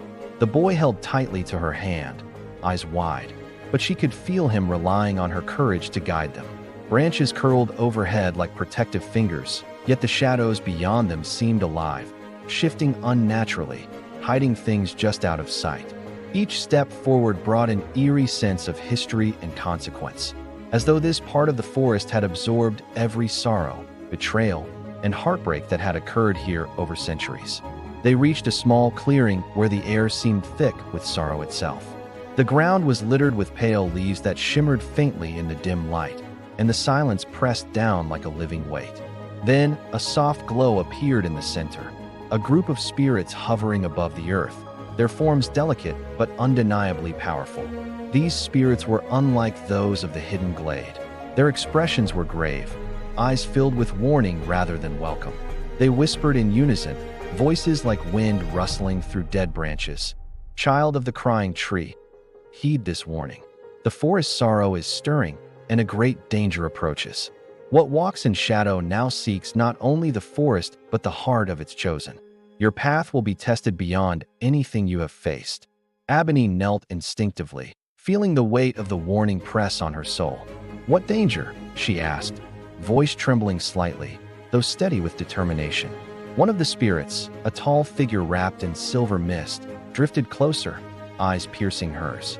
A shadow approaches, older than the forest itself, twisted by hatred and hunger for what is pure. It will not hesitate. It will prey on fear, sorrow, and weakness. You must be ready. Your courage alone will not save you. Empathy, understanding, and the magic you wield through sorrow are your only defenses. A chill ran down Abeni's spine, but a fire kindled within her chest. The boy clung closer, sensing her resolve, and Iamide's presence radiated warmth and encouragement. She pressed her hand to the earth, feeling the pulse of the crying tree resonate through the soil and up into her heart. "I will not run," she whispered. "I will not let fear control me. Whatever comes, I will face it. I will protect the forest, the spirits, and those who cannot defend themselves." The spirits nodded slowly, their forms shimmering like mist in the wind. "Remember, child, what you carry in your heart will determine what is possible. The forest has chosen you, but your courage will be tested in ways you cannot yet imagine." As the spirits slowly faded into the shadows of the trees, the forest seemed to exhale, releasing a subtle, uneasy tension. Abeni stood tall, gripping the boy's hand, feeling the weight of responsibility settle over her shoulders, but also the strength to bear it. She understood now that her journey was no longer about discovering herself alone. It was about confronting the darkness before it could claim the forest and every soul connected to it. The forbidden part of Igbita had revealed its warning, and with it, a spark of anticipation, fear, and courage. Abeni knew that the trials ahead would be unlike anything she had faced, and yet, for the first time, she believed she might have the power to overcome them. The shadows of the forbidden forest thickened as Abeni pressed forward, the boy clutching her hand tightly, his small frame trembling but trusting. Every rustle of leaves, every twisting root, seemed charged with anticipation, as though the forest itself held its breath. Iamide hovered close, wings glowing faintly, a beacon of steady light in the creeping darkness. Abeni could feel it before she saw it, a pulse of cold, hatred-filled energy moving through the trees, a force older than fear itself. Her chest tightened as she remembered the spirits, warning. The shadow approaching now would test her courage, empathy, and magic to the very limit. Suddenly, the darkness emerged, a colossal form, limbs jagged and twisted like shattered timber, eyes burning like molten coal. It moved silently, yet its presence pressed on Abeni like a physical weight, a suffocating force that seemed to drain the warmth from the forest. The boy hid behind her, clutching at her waist, and she pressed a protective hand over him, letting the pulse of the crying tree flow through her. Golden light began to emanate from her palms, spreading like ripples across the forest floor, the roots and trees responding to her will. She realized this was no ordinary adversary. This was the manifestation of centuries of hatred and fear, now given form to test the chosen of the crying tree. The shadow lunged with terrifying speed, its jagged claws slicing through the air, leaving trails of cold darkness in their wake. Abeni shouted, raising her hands, and the golden energy flared, forming a protective barrier around herself and the boy. The force of the shadow's attack rattled her bones, but she focused, remembering the lessons of empathy and courage. Fear was not weakness, and sorrow could be transformed into power. She extended her hand, and the roots beneath the shadow twisted violently, lashing out to bind it in place. The darkness roared, a sound that resonated with centuries of grief and rage. Yet Abeni held firm, letting the energy of the forest flow through her with unwavering resolve. Iamide circled above, its light augmenting hers, its voice in her mind steady. Remember, child, sorrow is your power. Empathy is your strength. Do not fight with anger. Fight with understanding, with compassion, with purpose. Abeni took a deep breath, closing her eyes briefly. She let herself feel the shadow's pain, its hatred, its sorrow, all born from a history the forest had absorbed. Instead of striking at it, she extended her energy toward it, wrapping the golden light around the darkness, threading it with warmth, patience, and understanding. The shadow froze, its movements halting, eyes flickering uncertainly as if the unexpected gentleness confused its purpose. The battle raged on, not with violence alone, but with the clash of emotion and intent. The shadow struck again and again, but each attack was met with the forest's energy guided by Abeni's courage and empathy. The boy watched, wide-eyed, as the darkness shrank slowly under the force of understanding, a transformation he could barely comprehend. Finally, with a scream that echoed like shattering stone, the shadow dissolved into a mist of smoke and sorrow, leaving only silence and the gentle hum of the forest's life. Abeni collapsed to her knees, exhausted, chest heaving, tears streaking her dirt-stained face, tears of relief, awe, and recognition of her newfound power. Iamide landed beside her, wings brushing gently against her shoulder. "You have done well, child," it whispered, voice warm and proud. "You have faced the first true darkness, not with hatred, not with brute force, but with understanding and courage. The forest, the crying tree, and the spirits are proud of you. But remember, this is only the beginning. Greater shadows will come, and they will test you in ways that demand every lesson you have learned and every ounce of compassion you can summon." Abeni wiped the sweat and tears from her cheeks, the boy still clinging to her hand, his small face glowing with admiration and relief. She realized the forest had changed her once again. She was no longer merely a girl lost in sorrow. She was Abeni, chosen of the crying tree, a wielder of sorrow's power, and a protector of those who could not defend themselves. And as she stood, golden light radiating faintly around her, she understood that the forest's trials would grow ever more dangerous, but with courage, empathy, and the power of the crying tree, she might truly rise to meet them. And perhaps one day change not only her fate, but the fate of Igbita itself. After the battle, the forest seemed to exhale, the tension in the shadows melting into a gentle, sorrowful hum.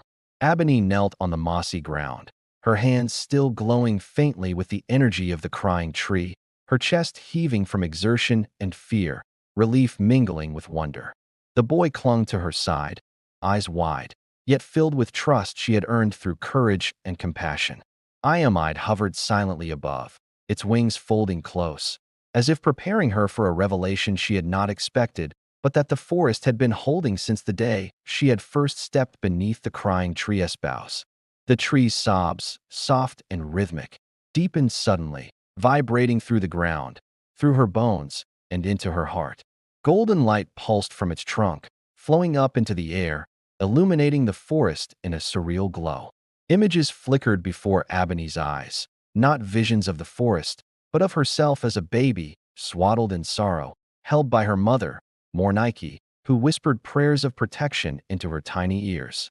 Then, another image, her father, Adekunle, kneeling before the crying tree, hands pressed against the bark, tears streaming down his face as if the tree had been a silent guardian even then. Abeni's breath caught in her throat as she realized the truth. The forest, the crying tree, had known her from the very beginning. Iamide's voice vibrated in her mind, gentle yet commanding. "The crying tree chose you long before you knew sorrow, long before you walked its paths. You were born to carry its memory, to feel its grief, and to transform it into guidance and protection. Your parents brought you here, offering you to the forest in love, trust, and hope that one day, when the world demanded courage, you would rise.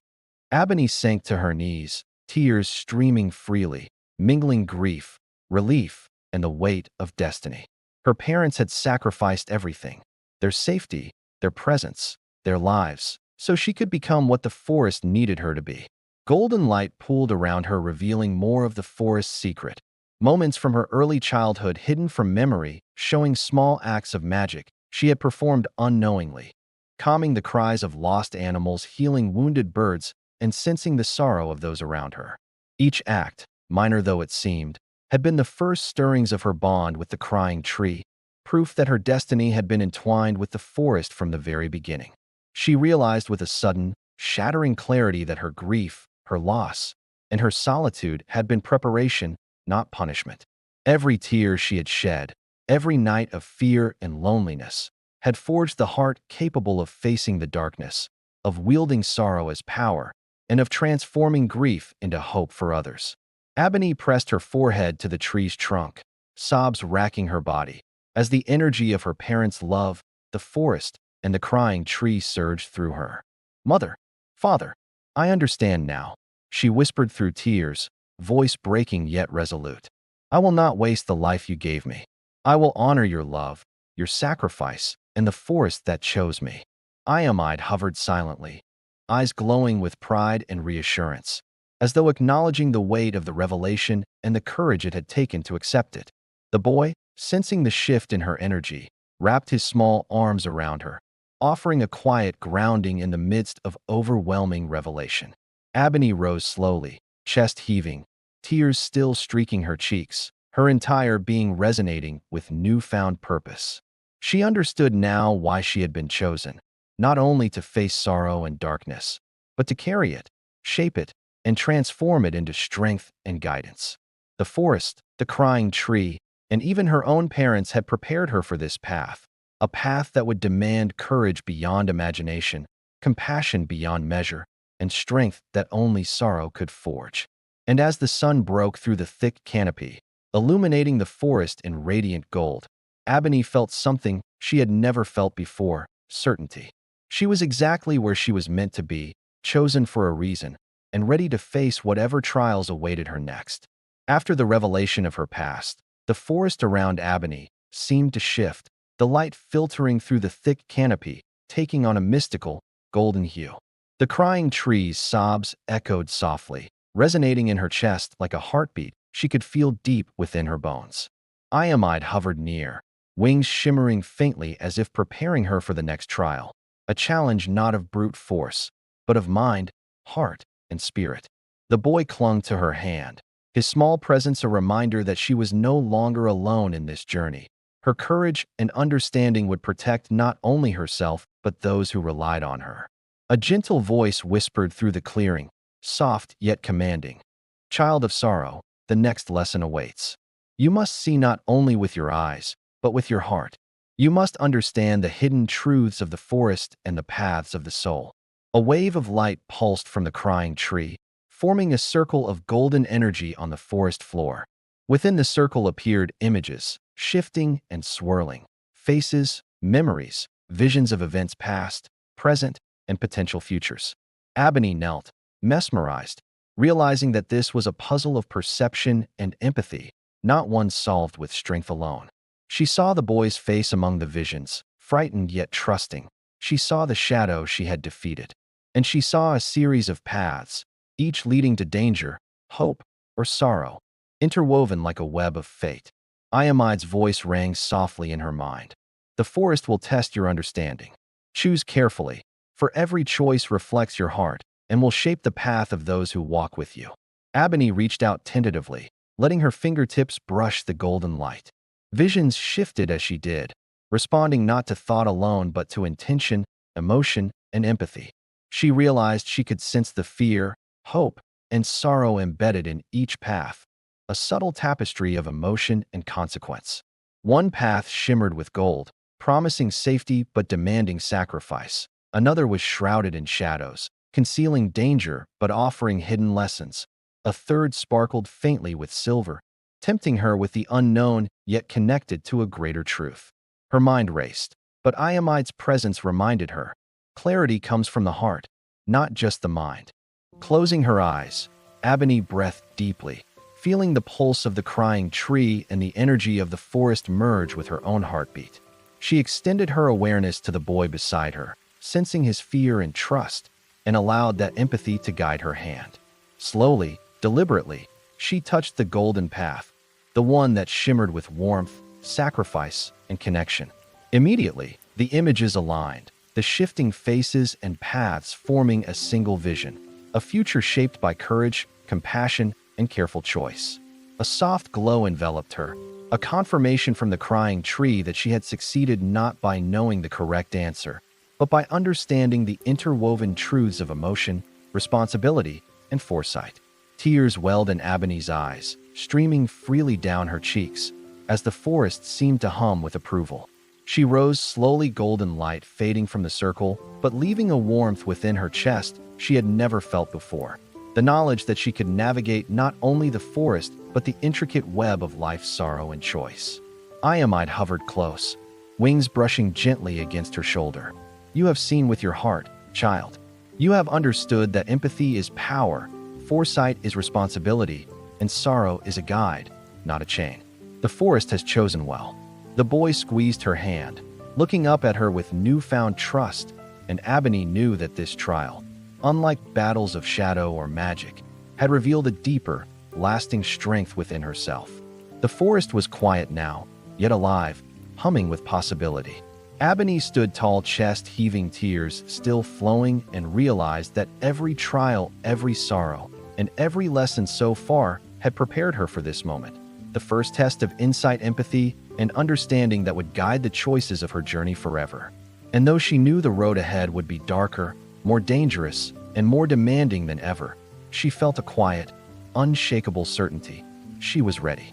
The crying tree had shown her the puzzle of the heart, and in solving it, Abeni had stepped closer to her destiny, the protector of sorrow, the wielder of its power, and the guide for all who would follow her path. The golden light of the forest still clung faintly to Abeni as she walked alongside the boy, their hands tightly clasped. Even with the trials she had survived, a tension lingered in the air, as though Igbita itself was drawing a deep breath before revealing the next challenge. Iamide hovered above, wings brushing softly against the leaves, its presence a quiet reassurance that the path forward was sacred, though dangerous.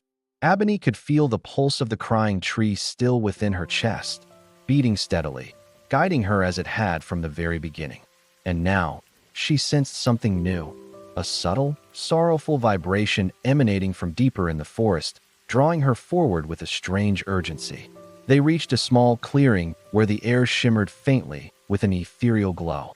At the center lay a wounded spirit, its form faint and fragile, almost transparent, trembling as if the forest's sorrow had pierced its very essence.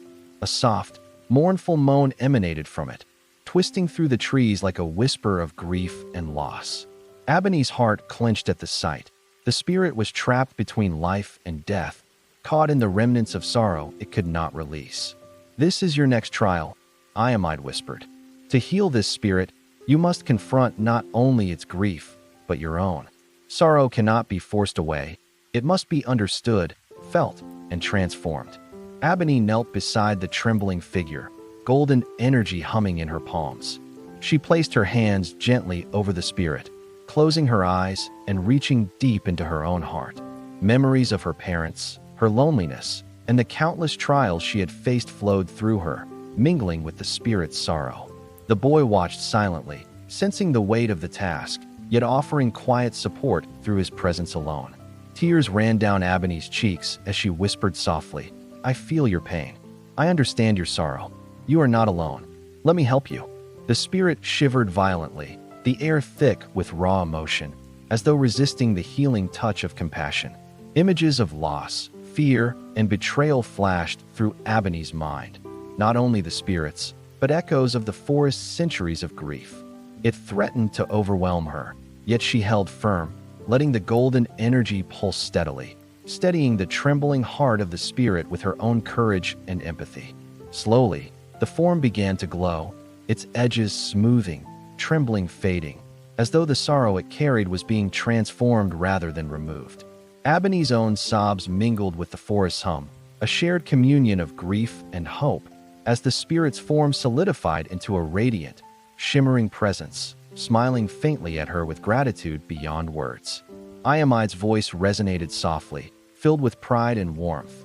"You have succeeded, child. Healing is the ultimate test of courage, for it demands vulnerability, empathy, and unwavering compassion. You have proven that sorrow is not a chain but a bridge, a force that can restore life, hope, and understanding." The boy's eyes glistened with admiration and awe, a quiet reflection of the transformation he had just witnessed. Abeni stood slowly, exhaustion and relief mingling in her every step, her heart swelling with the knowledge that the forest's power flowed through her not for destruction, but for restoration. The spirit lifted from the clearing, drifting gently into the forest canopy, its form sparkling with gratitude, leaving behind a lingering warmth that seemed to settle over the forest floor. Abeni realized then that her journey was no longer simply about survival. It was about understanding sorrow, transforming it, and using it to protect and guide others. She looked down at the boy, a small smile on her tear-streaked face. "You see," she whispered softly, "even the deepest pain can become strength. Even sorrow can bring light." And as the forest shimmered in quiet affirmation, Abeni knew she had taken another step closer to the destiny the crying tree had prepared her for, a path of courage, empathy, and the power to heal both heart and soul. The forest had grown unnaturally still, the golden glow from the crying tree's energy fading into muted shadows. Abeni walked cautiously, the boy's small hand still gripping hers tightly, their steps leaving soft impressions on the mossy floor. Iamide hovered silently beside her, wings flickering faintly like a warning beacon. The air felt thick, as though weighed down by invisible eyes watching their every movement. Then a voice echoed, smooth, melodic, and disarmingly gentle, yet laced with danger. "Child of the crying tree, why struggle so? Why bear the burden of sorrow when power, ease, and safety can be yours with but a choice?" From the shadows, a spirit emerged, tall and radiant, yet its glow was tinged with silver and gray, unsettling and cold despite its beauty. It moved gracefully, circling Abeni, eyes shimmering with cunning intelligence. "You are strong," it whispered, "but strength alone cannot protect you from fear, from sorrow, from loss. Let me show you a path where you never hurt, where you never lose, where you can command the forest, bend it, shape it to your will." Abeni's heart pounded, sensing the weight of temptation, the promise of easy power, of a life untouched by grief or responsibility, whispered so persuasively that it almost seemed real. The boy clutched her waist, his presence grounding her, reminding her that strength and courage were not about selfish gain, but protection and empathy. The spirit's eyes glimmered like molten silver. "Choose, child. Step into this power, and all pain, sorrow, and struggle will vanish. No more loss, no more fear. Only strength, only ease." Abeni shook her head, feeling a wave of both fear and anger rise in her chest. She remembered the crying tree, the spirits in the hidden glade, and the wounded one she had just healed. All of them depended on her courage, empathy, and understanding of sorrow. If she took the spirit's offer, the forest's delicate balance, the lives of those she had sworn to protect, and the very lessons she had learned would be corrupted, consumed by selfish desire. Drawing a deep breath, Abeni stepped forward, golden energy flaring around her hands, glowing brighter than ever before.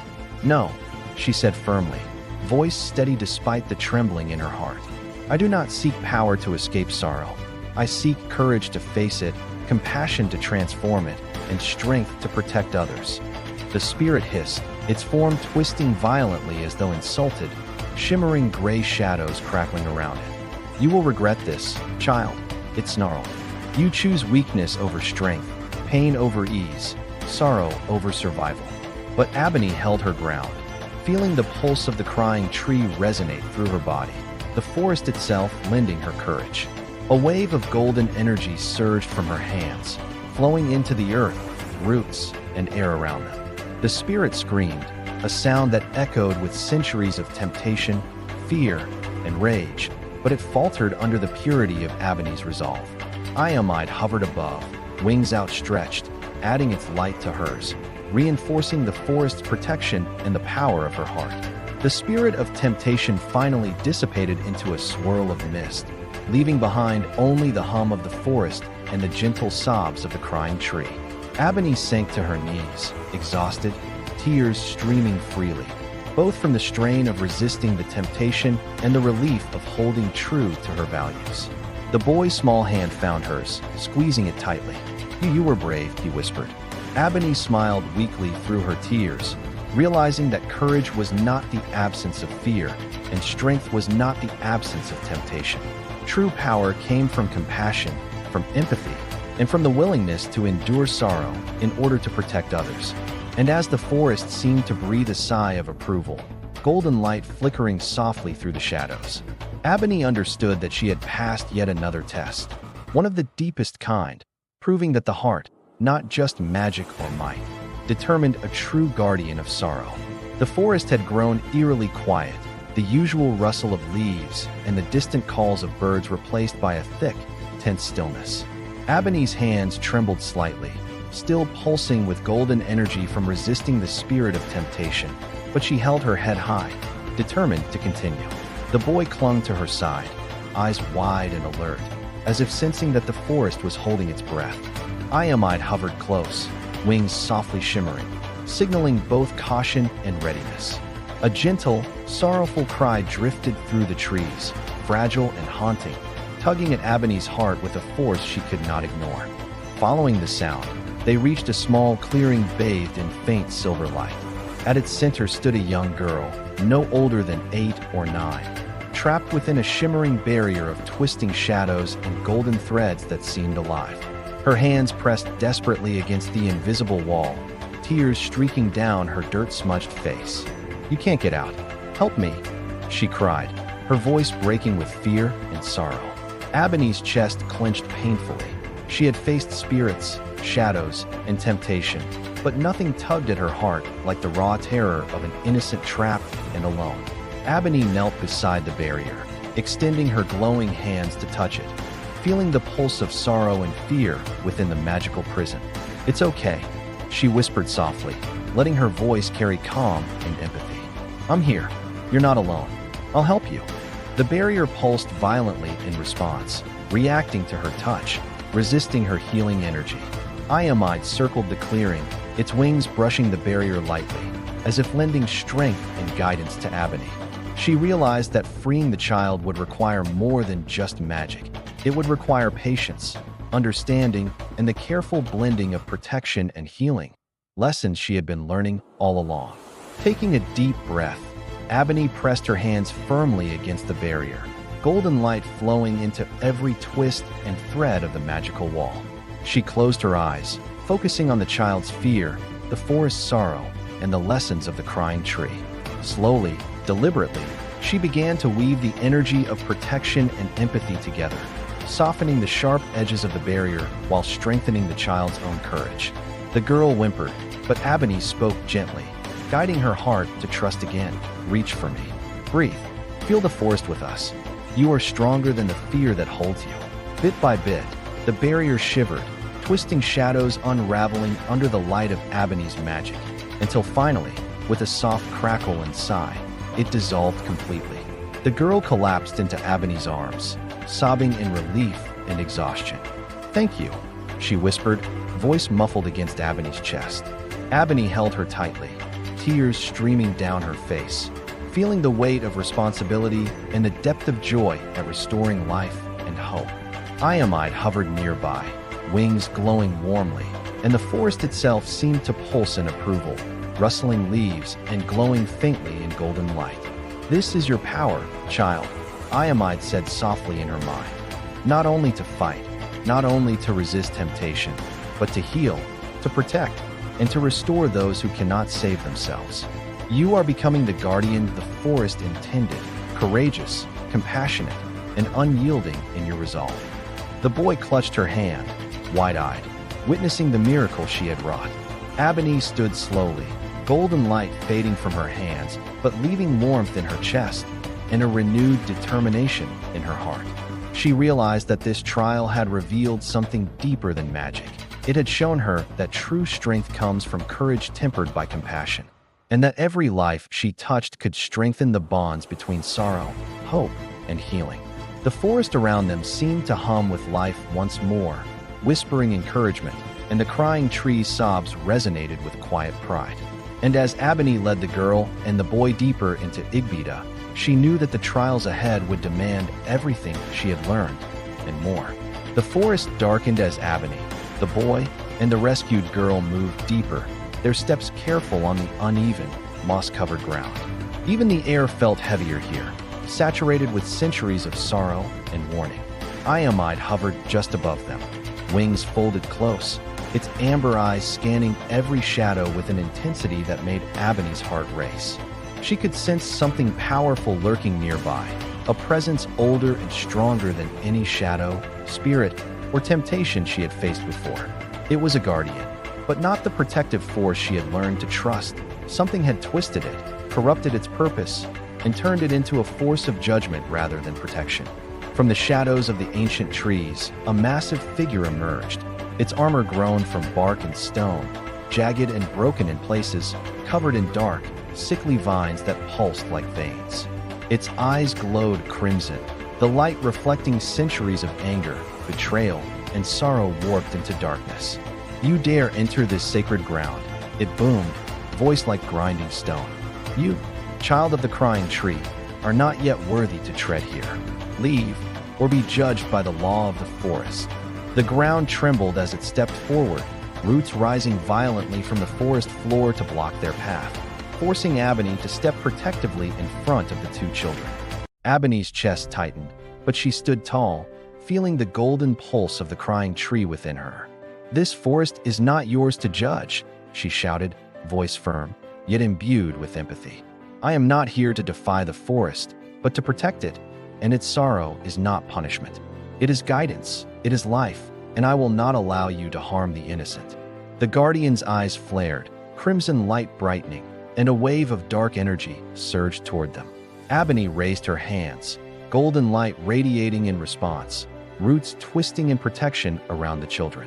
This was no ordinary fight. This was a battle of principles, of justice versus mercy, strength versus compassion. The corrupted guardian attacked with relentless force, swinging its massive limbs. Each strike aimed to intimidate and dominate. Abeni dodged and countered, but her strategy was not brute strength. She sought to pierce the shadow of anger and corruption with understanding. She let the energy of the crying tree flow through her, pulsing with warmth and empathy, and spoke firmly. "You have lost your way. Your anger, your sorrow, your fear have clouded your judgment. I will not fight you to destroy you. I fight to awaken you." The guardian faltered slightly, its crimson eyes flickering, as if the truth of her words penetrated the armor of darkness around its heart. A surge of golden energy expanded from her hands, flowing into the roots and earth, entwining with the guardian's twisted form. It roared in fury, but then a flicker of its former self appeared. Sorrow, regret, and longing for justice glimmered in its eyes. Abeni pressed forward, letting her voice and magic merge in harmony. The forest does not punish blindly.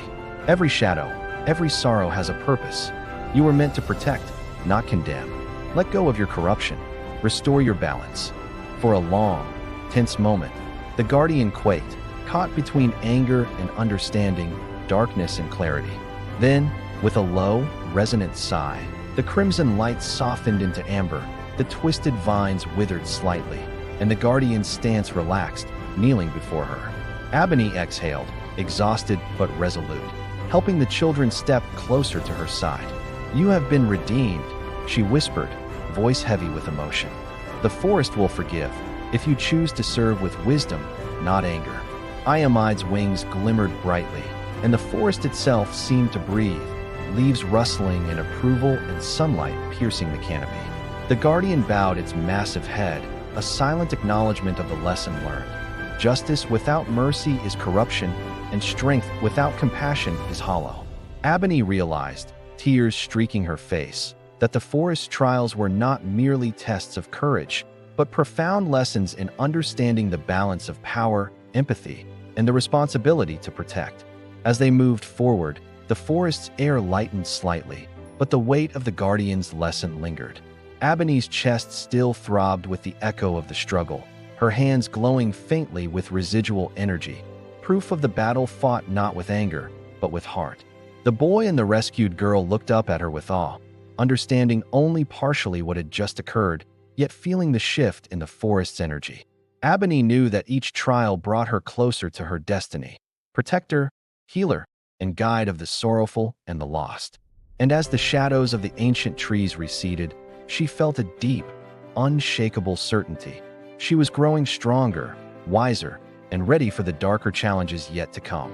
After the confrontation with the corrupted Guardian, the forest seemed lighter, yet the air carried an unspoken weight of reverence. Abeni led the children forward, every step measured and careful, aware that something extraordinary awaited deeper within Igbita. The golden pulse of the crying tree still throbbed within her chest, guiding her toward a hidden path barely visible among thick, twisting roots and ancient moss. Iamide hovered ahead, wings glowing softly, a beacon of encouragement, urging her onward.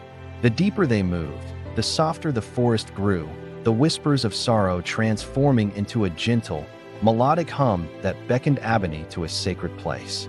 They arrived at a small glade shrouded in mist, illuminated by soft shafts of golden light piercing the dense canopy. At its center stood a shrine unlike any Abeni had ever seen, a massive formation of roots and stone entwined, pulsing faintly with golden energy, tears flowing along its surface like streams of liquid light. The air was thick with emotion, grief, loss, hope, and love, all intertwined in the very essence of the shrine.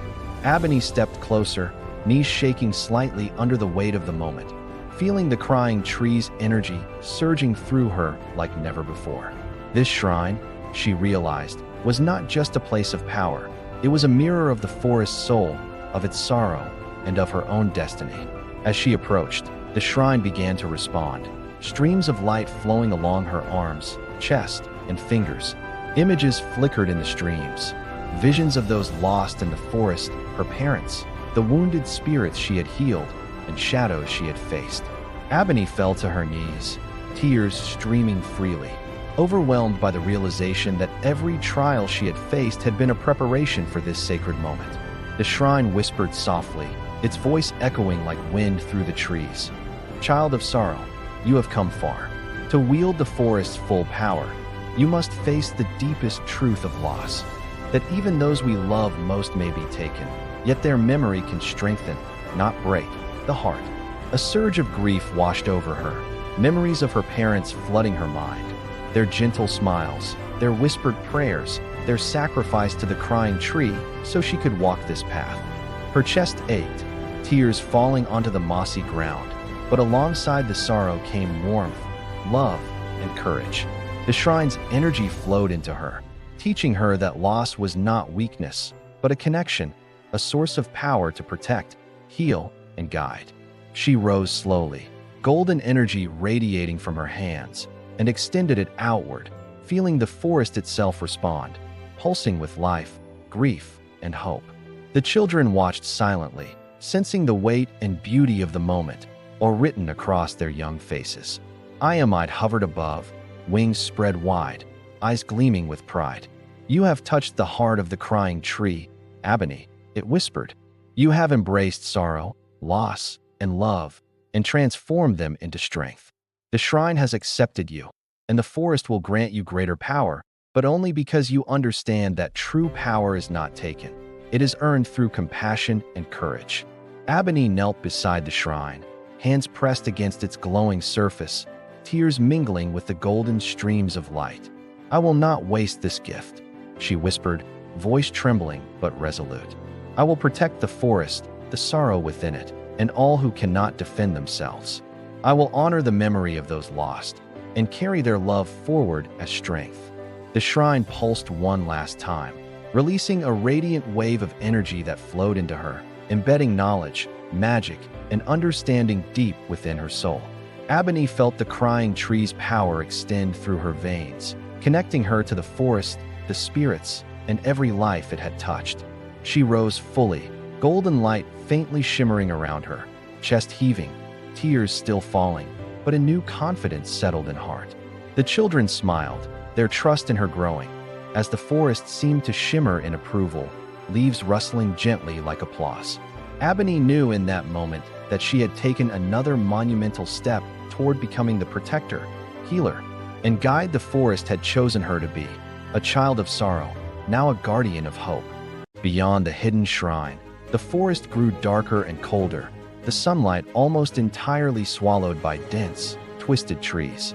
Abeni led the children carefully, feeling the golden pulse of the crying tree still resonating within her chest, guiding her path.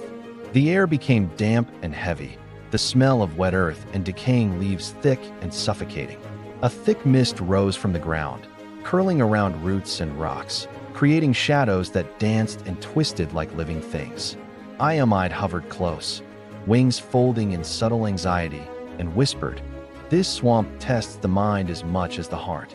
Illusions will confront your deepest fears, your regrets, and the doubts you hide even from yourself. Only clarity, courage, and trust in the forest will see you through." The first illusion struck before they had even reached the center of the swamp. Abeni glimpsed her parents, Mornike and Adekunal, standing among the trees, smiling gently as if waiting for her to follow. Tears welled immediately in her eyes, heart aching with longing. But as she moved forward, the figures shifted, their smiles faded into stern faces, accusing, disappointed, and filled with judgment. The boy hid behind her, sensing her tension, while Iamide circled nervously, its voice echoing in her mind. Do not be deceived by appearances. This swamp twists sorrow into fear and memory into illusion. Trust your heart, child, not the eyes. The illusions multiplied. She saw herself failing in past trials, the wounded spirit dying in her arms, the corrupted guardian striking down the children, the shadow of temptation claiming her soul. Each vision was vivid, real, and suffocatingly painful, pulling at her deepest insecurities and regrets. The golden energy of the crying tree surged weakly at first, as if struggling to break through the fog, responding only to her belief in herself. Abeni pressed her hands to her chest, letting her pulse align with the tree's heartbeat, and whispered through tears, "I am not my fears. I am not my failures. I am Abeni, child of the crying tree. I carry sorrow, yes, but I transform it. I carry love, yes, and I use it to protect." With each repetition of her mantra, the illusions began to waver, flickering like dying embers. The boy peeked out from behind her, watching in awe as her golden aura expanded, illuminating the swamp, forcing the shadows to recede. Iamide's voice resonated with warmth. "Remember, child, illusions can only control those who doubt themselves. Your courage, empathy, and love are your shield. Let sorrow guide you, not blind you." The trees around them seemed to lean closer, shimmering faintly, as if the forest itself was lending strength to her heart. The most terrifying illusion appeared last. Abeni herself, broken and alone, weeping among twisted roots, whispering that she would fail everyone she loved. Abeni's breath caught, tears streaming freely, yet she raised her head and extended both hands, golden light surging outward. "I am not alone," she shouted, voice breaking but resolute. "I have the forest, the crying tree, and those I protect. I am courage, I am love, I am hope." The illusion screamed and twisted, then dissolved into mist, leaving the swamp eerily silent except for the gentle hum of life returning to the ground and the distant sob of the crying tree. The boy stepped closer, trembling but smiling faintly, as if sensing her strength in his own small heart. Abeni exhaled, exhausted yet victorious, tears streaking her dirt-stained face, knowing that the swamp had tested not her magic, but her mind, heart, and soul, the very essence of her courage. Iamide landed beside her, wings glowing warmly, eyes gleaming with pride. "You have passed the swamp, child. Illusions prey on doubt and regret, but you have shown clarity, courage, and the power to transform sorrow into light. Remember this lesson. The darkest parts of the forest are often within ourselves, and only by facing them can we protect others from darkness outside and within. Abeni nodded slowly, wiping her tears, feeling both the weight and the depth of what she had learned. The forest around them shimmered in approval, and the crying tree's sobs resonated like a heartbeat of pride and love. She knew the road ahead would grow ever more treacherous, but her heart, tested and strengthened in the swamp, now beat with an unshakable resolve. Abeni emerged from the swamp, exhausted yet resolute, her hands still glowing faintly with residual golden light. Ahead, she glimpsed a river, its waters shimmering like liquid silver, reflecting not the sky but images of people, places, and moments long past. Iamide hovered near, wings flickering softly. This is the river of memory. It shows the past, yes, but also the consequences of choice. What you see here may strengthen or frighten you, but do not be swayed from your path.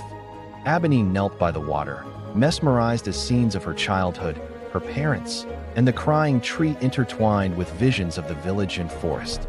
She saw the boy and girl they were protecting, their futures branching in multiple directions, some filled with joy, others shadowed by danger. Her heart clenched at the vision of failure, the children lost, the forest consumed by shadow. Yet she also saw the path she could take to prevent such tragedy. Tears welled, and she whispered, I see what must be done. Every choice I make carries weight, but I will bear it. I will protect those who cannot protect themselves. The river shimmered again, revealing visions of spirits she had healed, shadows she had fought, and even the corrupted guardian, now kneeling in acceptance. Each image reinforced a truth. Courage and compassion must guide her, not fear or anger. Abeni reached out, letting her golden light touch the water, and felt the river pulse with knowledge and power, embedding foresight into her heart. The future is not fixed, Iamide whispered. It responds to action, to courage, to the decisions of the heart. Remember this as you move forward, child of the crying tree. Moving along the riverbank, a sudden gust swept through, carrying faint voices, whispers of sorrow, longing, and warning. Each voice seemed to call Abeni's name, revealing fears she hadn't fully faced, failing the children, losing herself, and letting darkness conquer the forest. She shivered, gripping the boy's hand. Do not be afraid, she whispered, though her own heart trembled. The whispers grew louder, forming a chorus of regret and doubt, testing her resolve. Abeni inhaled deeply, golden light emanating from her hands, flowing through her body. I am not my fears, she murmured. I am courage. I am hope. I will not let darkness dictate my path. The wind stilled, carrying only a gentle hum, as if approving her resolve. Beyond the river, the forest opened into glades of shimmering light, reflecting the pure essence of the crying tree. The trees here seemed taller, their leaves glowing softly as if filled with memory and knowledge. Abeni could hear faint laughter and cries, echoes of souls long past but preserved by the forest's sorrow. The glades tested her empathy. She saw visions of spirits lost and living villagers in pain, each requiring guidance or healing. Golden energy flowed through her hands as she touched tree trunks and roots, releasing memories and comforting those who had been trapped by grief. Iamide's voice reminded her, each act strengthens the bond between sorrow and hope, Abeni. This is your greatest power, to transform pain into light.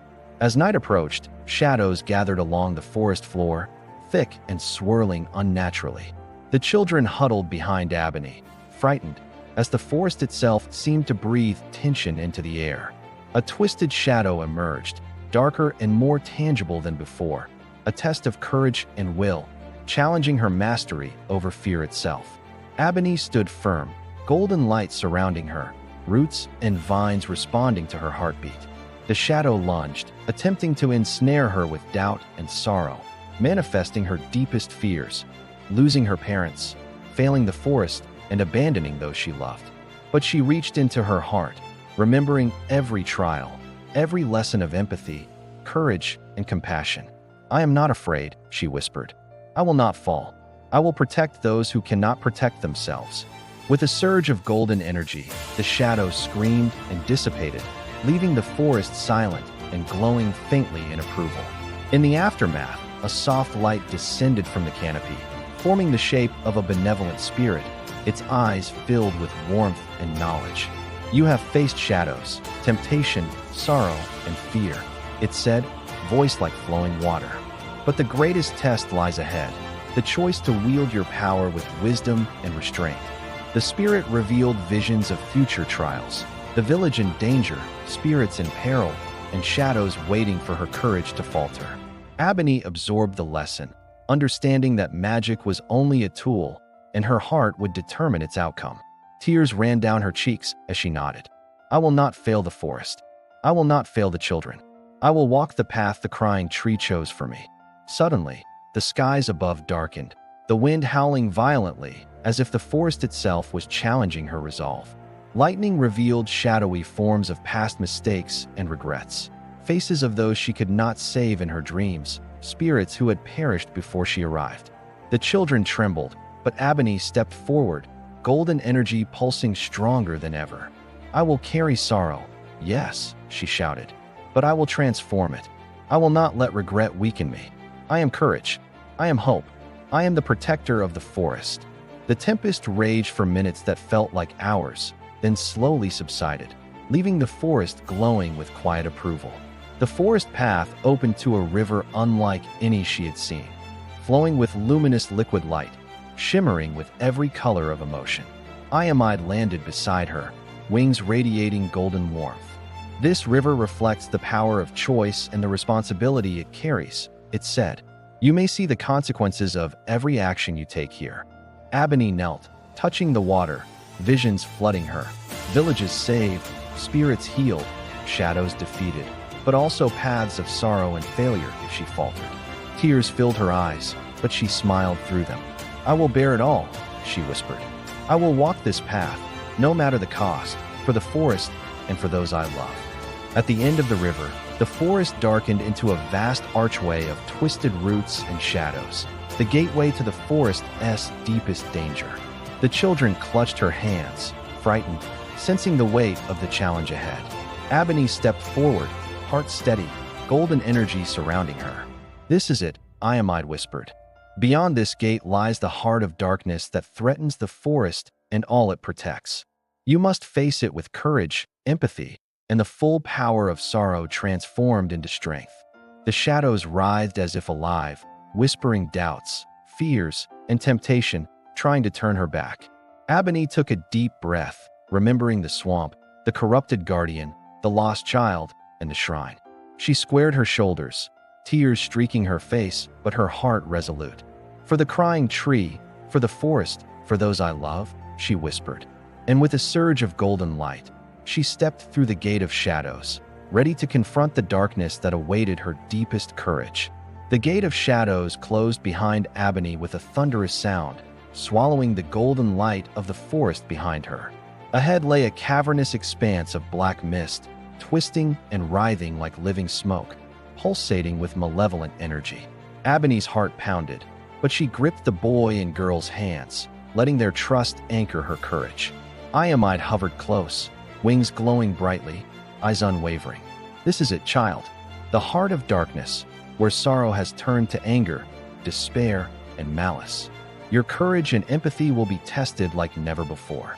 From the mist, a massive figure emerged, a shadow older than the forest itself, its form constantly shifting, eyes burning with hatred and sorrow combined. It whispered in voices that echoed through Abeni's mind, her deepest fears, regrets, and the faces of everyone she loved. "You cannot save them all," it hissed. "Your sorrow will consume you. Your love is weakness." Abeni's chest ached, memories of her parents, the lost spirits, the wounded child, and even the corrupted guardian flooding her mind. Tears streaked her face, but she raised her hands, golden light radiating outward. "You are wrong. Sorrow is strength, and love is courage. I am Abeni, child of the crying tree, protector of the forest, and I will not fail." The shadow surged, striking with tendrils of dark energy, trying to envelop them in despair. Abeni countered with golden light, roots rising violently from the cavern floor, binding the shadow in place. The boy and girl clutched her hands, lending their faith and trust to her power, and Iamide's energy merged with hers, forming a radiant shield of light. Every tendril the shadow sent was met with energy woven from sorrow, hope, and empathy, not to destroy, but to purify. The cavern shook violently, shadows wailing, as Abeni pressed her hands forward, chanting softly, letting the energy of every lesson, every tear, and every act of courage flow into her attack.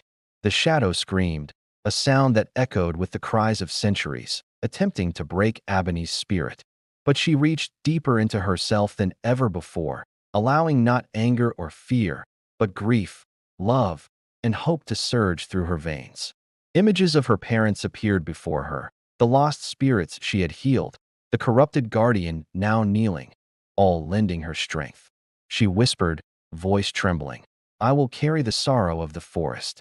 I will transform despair into courage, darkness into light.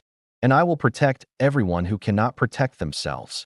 The shadow lashed out, striking the children and Iamide with waves of despair, but Abeni's golden energy expanded, encasing them in warmth. The cavern trembled violently, the very walls of the forest's heart responding to her determination. She pressed her hands forward, letting the golden light mingle with silver streaks of empathy and deep understanding of sorrow, wrapping around the shadow.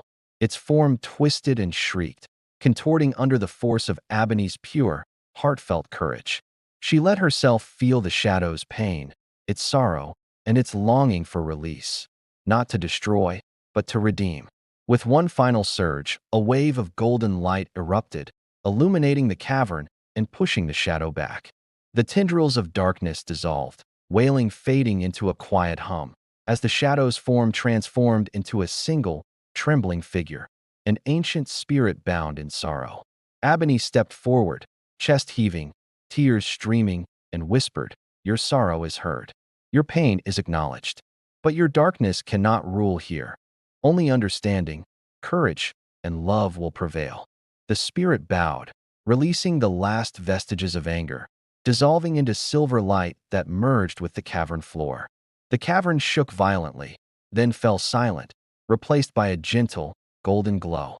Abeni collapsed to her knees, exhausted but triumphant, the boy and girl embracing her tightly. Iamide landed softly, wings brushing her shoulders, eyes full of pride. "You have done it, child. You faced the ultimate sorrow, the heart of darkness itself, and emerged not through destruction, but understanding." Above, the cavern's ceiling cracked, revealing the sky and a cascade of golden light pouring into the forest. The crying tree's voice echoed throughout the cavern, soft, melodic, and full of relief. "Abeni, my chosen, you have carried sorrow, embraced love, and transformed despair into hope." The forest weeps tears of joy and gratitude. Golden streams fell like rain, washing over her, the children, and Iamide, filling them with warmth and an overwhelming sense of peace. Abeni's tears mingled with the forest's, her heart swelling with a love deeper than she had ever known. The shadows receded completely, the forest glowing with renewed life, leaves shimmering like gold in the sunlight. Spirits long lost and trapped in sorrow appeared, free and dancing among the trees. The boy and girl laughed with relief and wonder, running through the glades, their joy mirrored in the forest's awakening. Abeni knelt beside the crying tree, pressing her hands to its trunk, feeling its pulse steady and strong once more. "I will always protect you," she whispered. "I will never let darkness take this forest or its sorrow again." Iamide hovered above, wings outstretched, eyes gleaming. "You have fulfilled your trials, child. You are no longer just the chosen of the crying tree. You are its protector, healer, and guide. The forest, the spirits, and all who live here will remember your courage forever." Abeni stood tall, golden light radiating from her hands, chest heaving with exhaustion and triumph. The boy and girl flanked her, smiling, no longer afraid, filled with hope and trust in her courage. The crying tree, its tears now sparkling like starlight, whispered softly, "You have carried sorrow, transformed it into strength, and changed the fate of Igbita forever." A gentle breeze rustled the leaves, carrying a whisper of promise that the forest, now healed, would always watch over those who respected its sorrow and cherished its lessons. Abeni looked up at the canopy, sunlight spilling through golden leaves, feeling the weight of every trial, every tear, and every lesson, now tempered into strength, courage, and love. She knew her journey was not over, but the darkest challenges had passed, and her heart would forever carry the power of the crying tree. "I will protect this forest," she whispered, voice steady, eyes bright with tears and hope. "And I will never forget the sorrow that made me strong." The forest glowed with life, the children's laughter echoing among the trees, Iamides soaring above, and Abeni standing as the true guardian of sorrow and hope. Her fate, and the fate of Igbita, had been forever changed. Please subscribe, share, like, and comment for more videos.